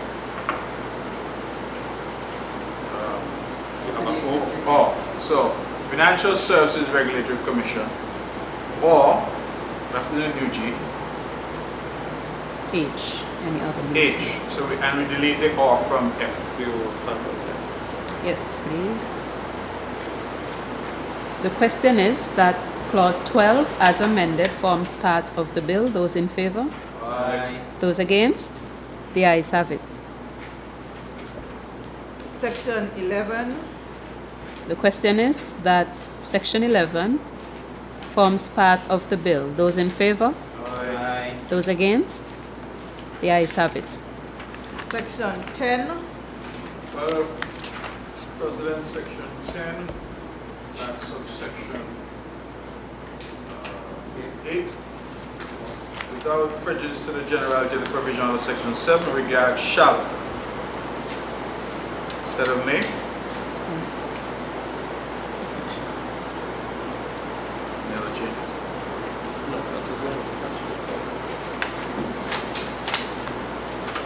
Any other proposed changes to 10?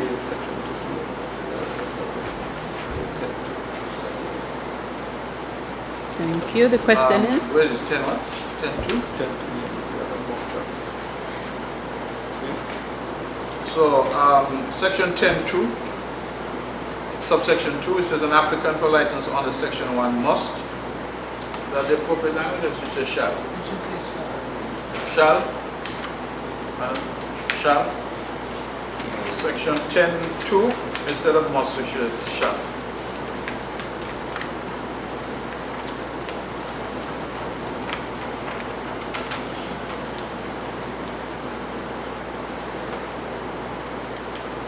Very well. The question is that Clause 10, as amended, forms part of the bill. Those in favour? Aye. Those against? The ayes have it. Section 9.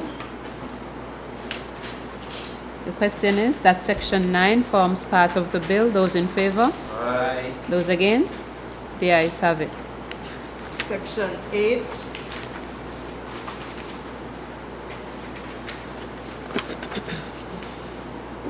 The question is that Section 8 forms part of the bill. Those in favor? Aye. Those against? The ayes have it. Section 7.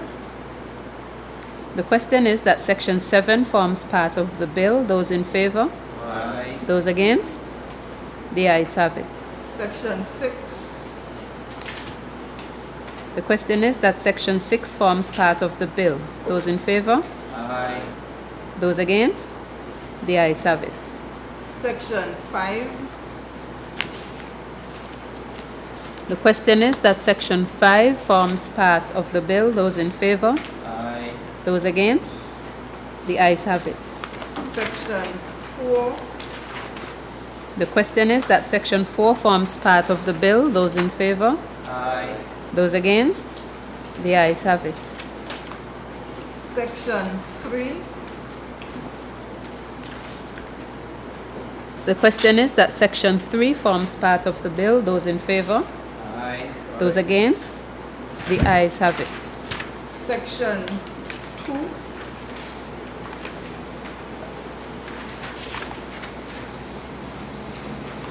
The question is that Section 2 forms part of the bill. Those in favor? Aye. Those against? The ayes have it. Section 1. The question is that Section 1 forms part of the bill. Those in favor? Aye. Those against?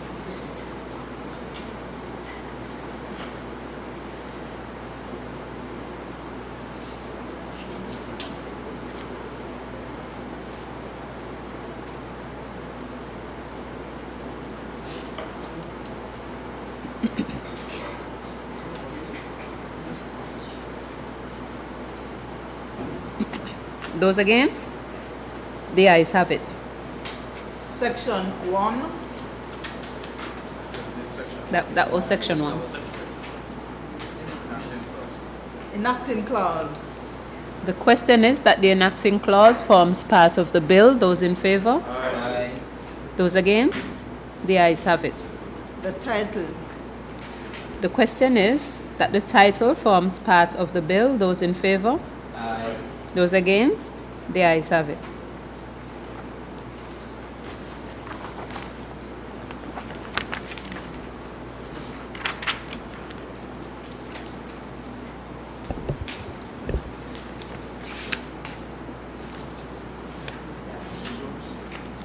Thank you very much. House resumes.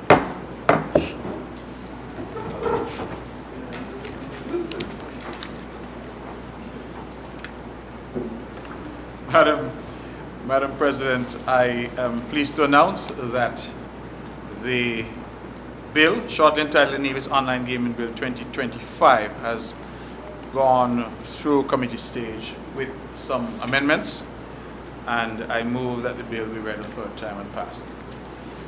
Thank you. I recognize the member for Nevis 3. Madam President, I rise to second the motion. Thank you very much. The question is that the bill, shortly entitled the Nevis Online Gaming Bill 2025, be read a third time and passed. Those in favor? Aye. Those against? The ayes have it.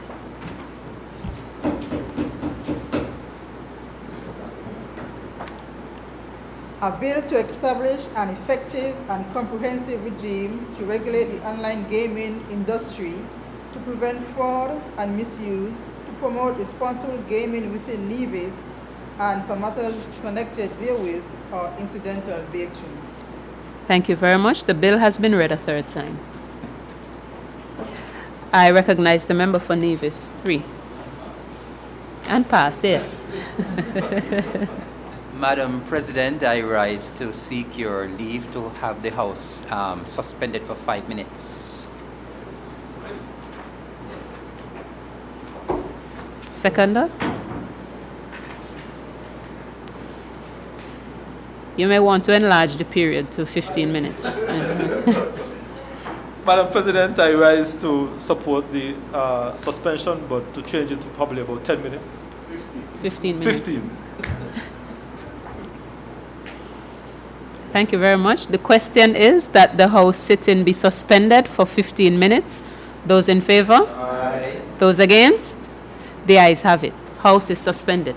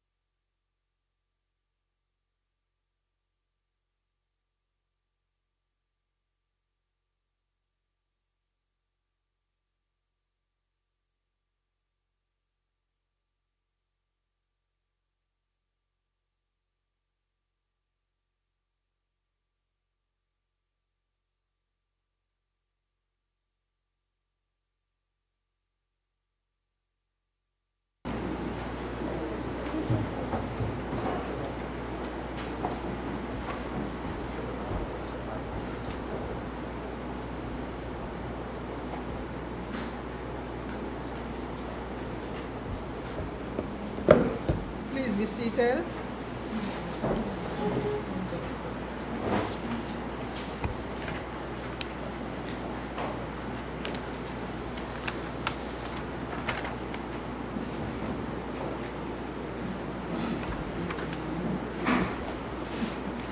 Madam Clerk, next item on the agenda. Resolutions. I recognize the member for Nevis 1.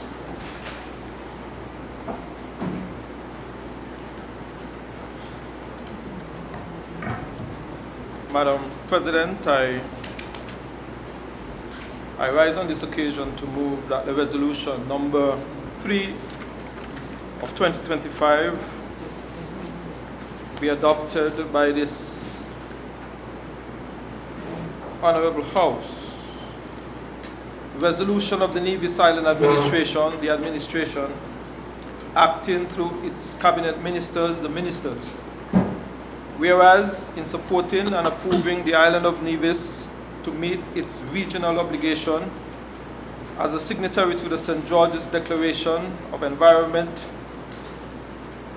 Sustainability in the OECS, including Principle 11, using available resources wisely. Principle 12, protecting natural and cultural heritage. And Principle 13, protecting plant and animal species. The ministers of the administration in their meeting on the 16th April 2025 passed, adopted, and consented to the following declarations and resolutions. And whereas recognizing the importance of sustainable management of its natural resources and rich biodiversity, the administration has made a commitment to protecting its forests, inland waters, and coastal marine areas. Now, therefore, be it resolved that this Honourable House does hereby declares its intention that 1. The forests of Nevis Peak above the 1,000-foot contour throughout the island of Nevis be and is hereby constituted the Nevis Peak National Park.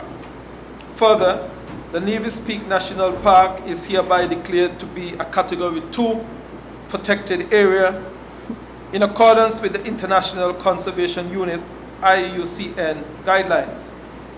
2.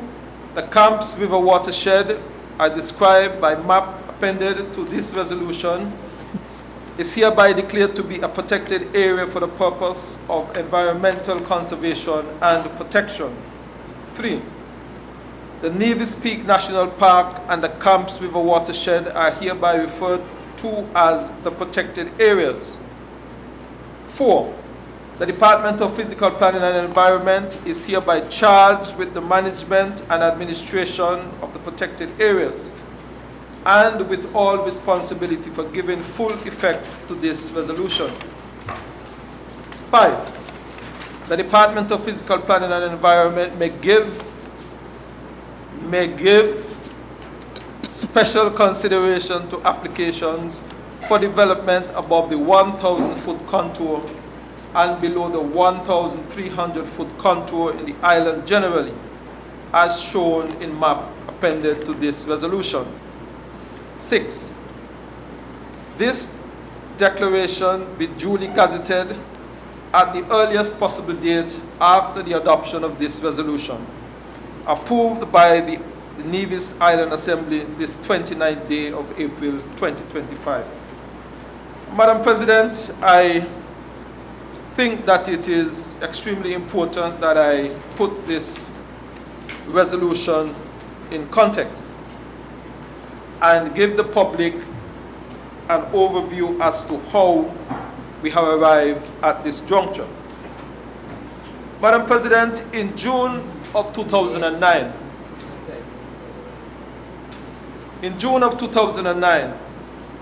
a management plan for the Nevis Peak National Park and Camps River watershed area proposed these sites to be designated an International Conservation Union Category 4 protected area.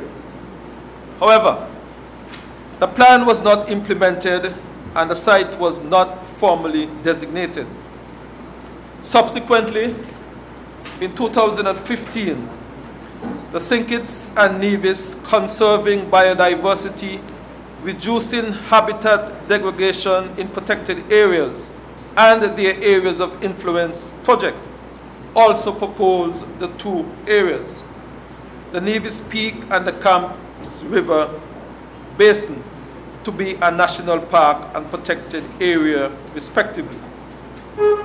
Both proposals, Madam President, that of 2009 and 2015, sought to declare all lands above the 1,000-foot contour as forest reserve and limit building construction to below the 1,000-foot contour as was established in the Forestry Ordinance of 1904.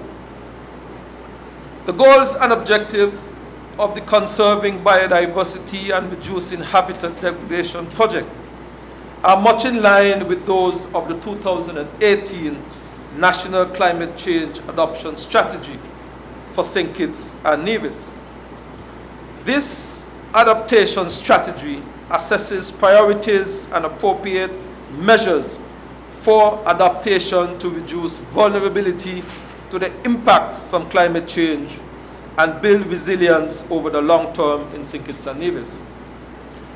From an environmental dimension, among others.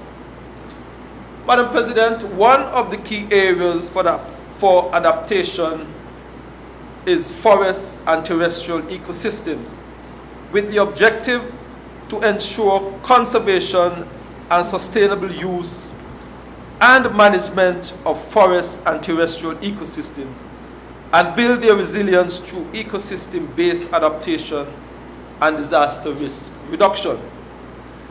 When we consider, Madam President, that the Nevis Peak area is the largest forest reserve on the island of Nevis, and its ecosystem is vital to the sustainability of our water supply, preventing landslides, soil erosion and flooding, and as such, it is of paramount importance for the country's overall sustainable development.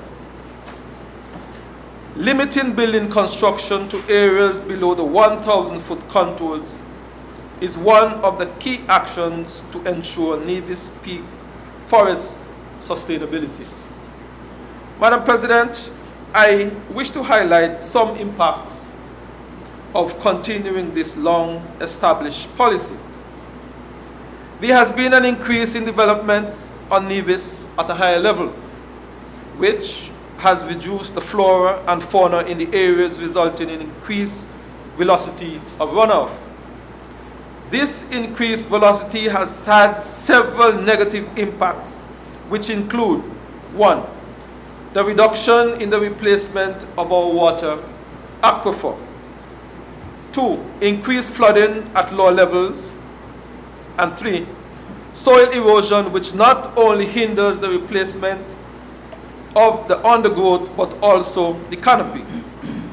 Madam President, expanding the limit for building construction to above 1,000-foot contour will most certainly exacerbate the existing negative impacts, especially in the low-lying communities. Consequently, it would become necessary for the Nevis Island administration to increase its spending of limited resources on mitigative and corrective civil works projects and activities in response to the negative impact. The removal of forest trees for building construction and agriculture would not only cause the increase in loss of habitat for many species of birds, insects, and other animals, but it will result in a reduction in the number of species, numbers that are vital to the equilibrium of the existing natural ecosystem. And Madam President, just a few days ago, I had a conversation with a gentleman who said to me, if I've noticed that there is not as much bees around as before. And honestly, I had not taken notice of it. And I asked, well, why is that? and he simply said that there appeared to be a lot of destruction of the plant that we call the bibush. What is the correct name, Mr. Minister?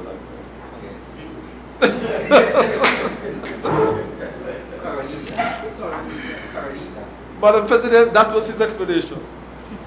Madam President, studies have shown that climate change will adversely affect forests in a number of ways, including heat stress due to increased air temperatures, loss of soil and vegetation due to extreme weather such as high winds, heavy rainfall and storms, and water shortages due to a rainfall variability and droughts. Nevis, Madam President, is currently experiencing a major challenge with the invasion of the monkey population, which in many of our residential and farmland areas. This invasion can be attributed not only to the loss of some habitat and a significant loss in food supply, but also to the encroachment of the residential areas into what was once forest reserves. As an island, it is imperative that we move beyond the point of preserving our forest reserve and aim toward expansion of this reserve. Madam President, modern science have demonstrated the intricate relationship between the activities of the land and the sea. Building activities at the higher elevation will accelerate the negative impact not only on low-lying communities, but also on the sustainability of the plant and animal life of our few remaining wetlands and habitat, on our reefs, the clarity of our water, and the composition of our beaches. The removal of the forest reserve for building construction can lead to soil erosion, as mentioned above. This, coupled with construction and other activities at lower level, can and has caused an increased volume of sediments, debris, and garbage to be washed into the wetlands as well as the sea, causing dilapidation of the wetlands and destruction of our coastal reefs. Nevis Peak is our main and highest mountain located in the center of the island, and its preservation is one of the main attractions to local and tourists alike. To allow building construction and development above the 1,000-foot contour would disrupt the pristine and unspoiled appearance of the existing natural habitat. These activities will be detrimental to our tourism product, environmental and natural asset. Madam President, we now have a unique opportunity to further diversify our tourism product by considering ecotourism, development projects such as ziplining, all of which can be done above the 1,000-foot contour. The policies of the NIA should always promote sustainability and environmental friendliness in its development thrust, which link nicely, Madam President, with our Nevis Naturally brand, and with the strong renewable energy agenda currently being pursued by the NIA in geothermal, to enhance our carbon sink and help in mitigating the impact of climate change in our island, the region, and the world. Consideration should be given in allowing building to use vertical space in certain designated areas outside of Charlestown area, perhaps up to 6-story or 5-story, as the case may be. Charlestown is being looked at, Madam President, at a World Heritage or a UNESCO Heritage Site, designated asset, which will be a designated asset for the island of Nevis.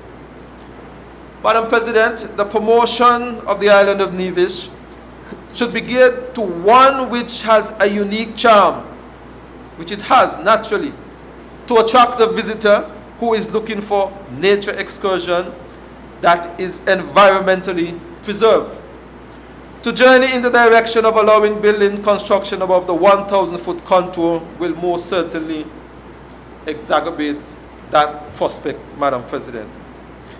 The St. Kitts and Nevis Biodiversity Project had envisioned uniformity in the Federation, where building construction above the 1,000-foot would be prohibited, with the exception where there is an existing community.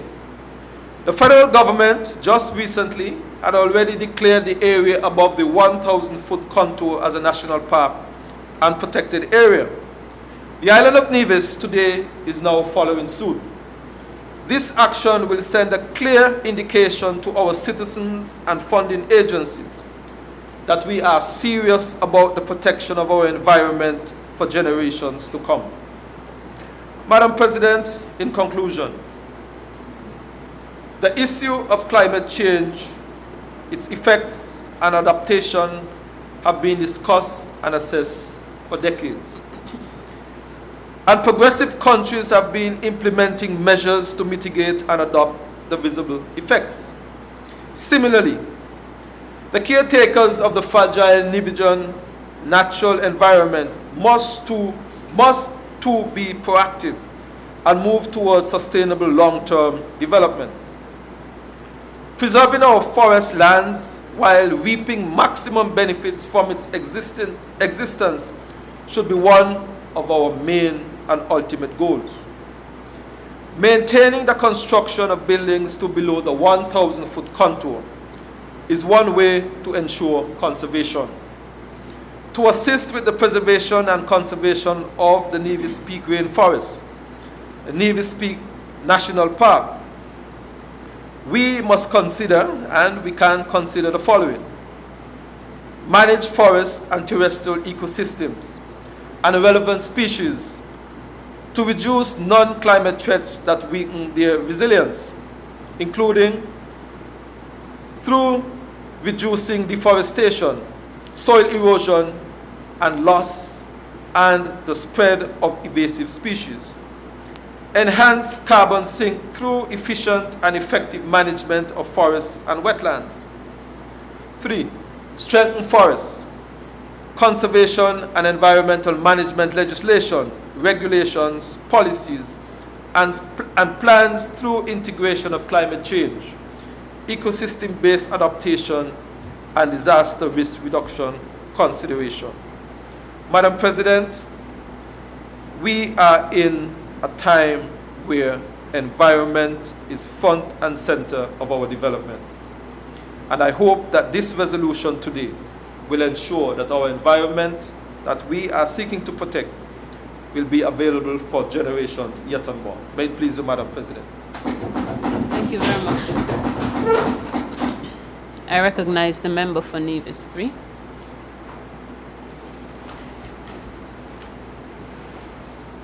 Madam President, I rise simply to support and second the resolution, and in doing so, just wanted to suggest some small changes.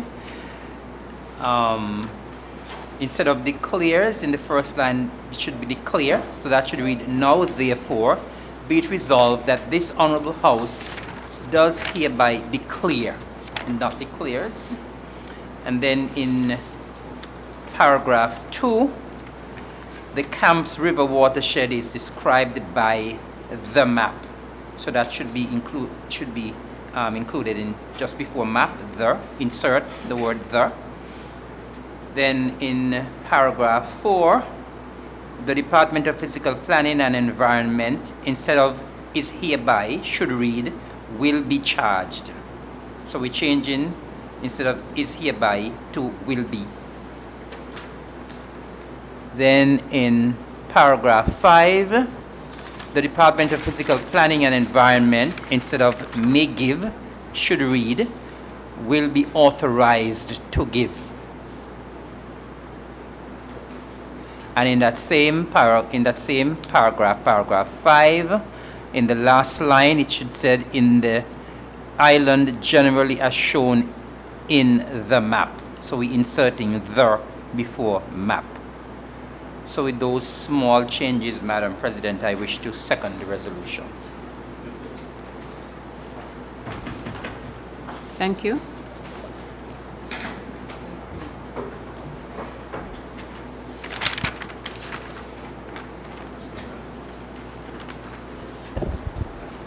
I recognize the member for Nevis 4. Thank you for the opportunity, Madam President. I just wanted to add a few comments regarding the proposed resolution. I notice for number 4, where it says the Department of Physical Planning and Environment is charged or will be charged. Just a question really whether or not a management plan has been developed to guide the efforts of the Department of Physical Planning and Environment. As usually, once a protected area is declared, there's usually an associated management plan, which of course is dynamic and can be amended as new information becomes available. And so I just wanted to know if there is indeed a management plan that can be referenced as the document to guide the management of the protected areas. Thank you, Madam. Thank you for your contribution.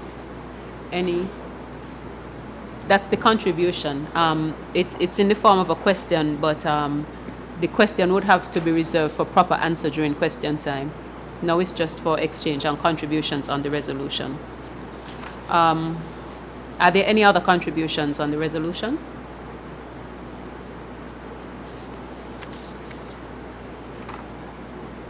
No, thank you very much. The question is that resolution number 3 of 2025 as amended be adopted. Those in favor? Aye.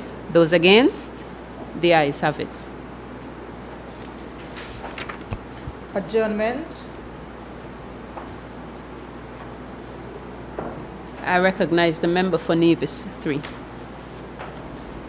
Madam President, I rise to suggest an adjournment of this Honourable House sine die. Is there a seconder? I recognize the honourable nominated member. Madam President, I rise to second the motion.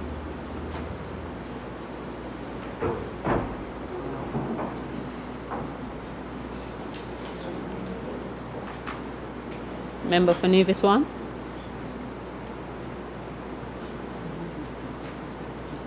Madam President, I rise on the adjournment and to first of all offer some congratulations to the Charlestown Primary School for celebrating their 33rd anniversary at their present location. And I believe, Madam President, that Charlestown Primary School continue to be a beacon of hope and a place where our children can receive the necessary level of primary education here on the island of Nevis. And I want to use this forum, Madam President, to offer my congratulations to the Charlestown Primary School on their 33rd anniversary at their present location. I also want to take this opportunity to offer to the Stepping Stone Nursery congratulations as well, as they celebrated their 35th anniversary as well. And again, Madam President, another institution in Charlestown that continue to offer a level of care for our children as we seek to ensure that they have the necessary foundation to be good and upstanding citizens here on the island of Nevis, the Federation, and globally. Madam President, with those words of congratulations, I hope that this sitting, and I believe that it will, go down as one of the most robust, vibrant, and involved sittings that we have had in a very long time. Madam President, may it please. Thank you, Honourable Member. Nevis 1. I recognize the member for Nevis 5.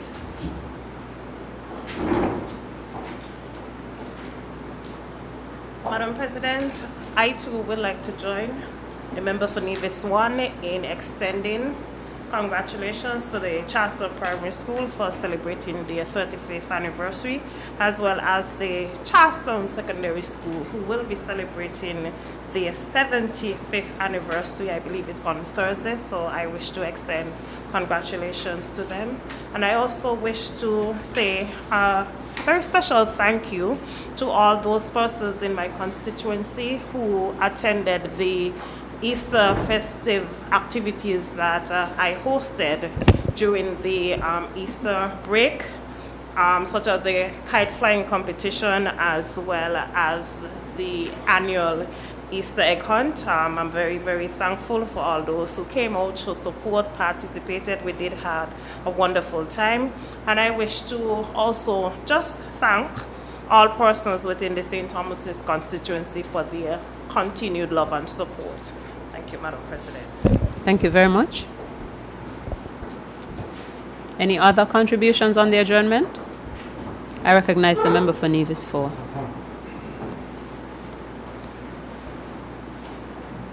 Thank you, Madam President. I offer my voice to the congratulatory remarks, except to also include the Trinity Methodist Church, which had rather vibrant celebration of their 40th anniversary this past weekend. And on a slightly sadder note, I take this opportunity to extend heartfelt condolences to the family of Miss Vaughn there in Brooklyn, and also Miss Busu in Butlers, both of whom would have served the constituents of St. James's for a very long time, and a large family, and I take this opportunity to extend my condolences to them. Also, I would like to extend best wishes to all of the students who would be partaking in the exams, the CXC exams, and also extend congratulations to those athletes who would have participated in the Carifta Games. The youngster, Mr. Troy Nisbet, from the St. James's constituency, continues to do well and to strive, and I take this opportunity to extend to his family members and to him as well congratulations and all the best for his future endeavors. May it please you. Thank you very much for your contribution. Thank you all. The question on the floor is that this Honourable House be adjourned. Signed aye. Those in favour? Aye. Those against? The ayes have it. House stands adjourned.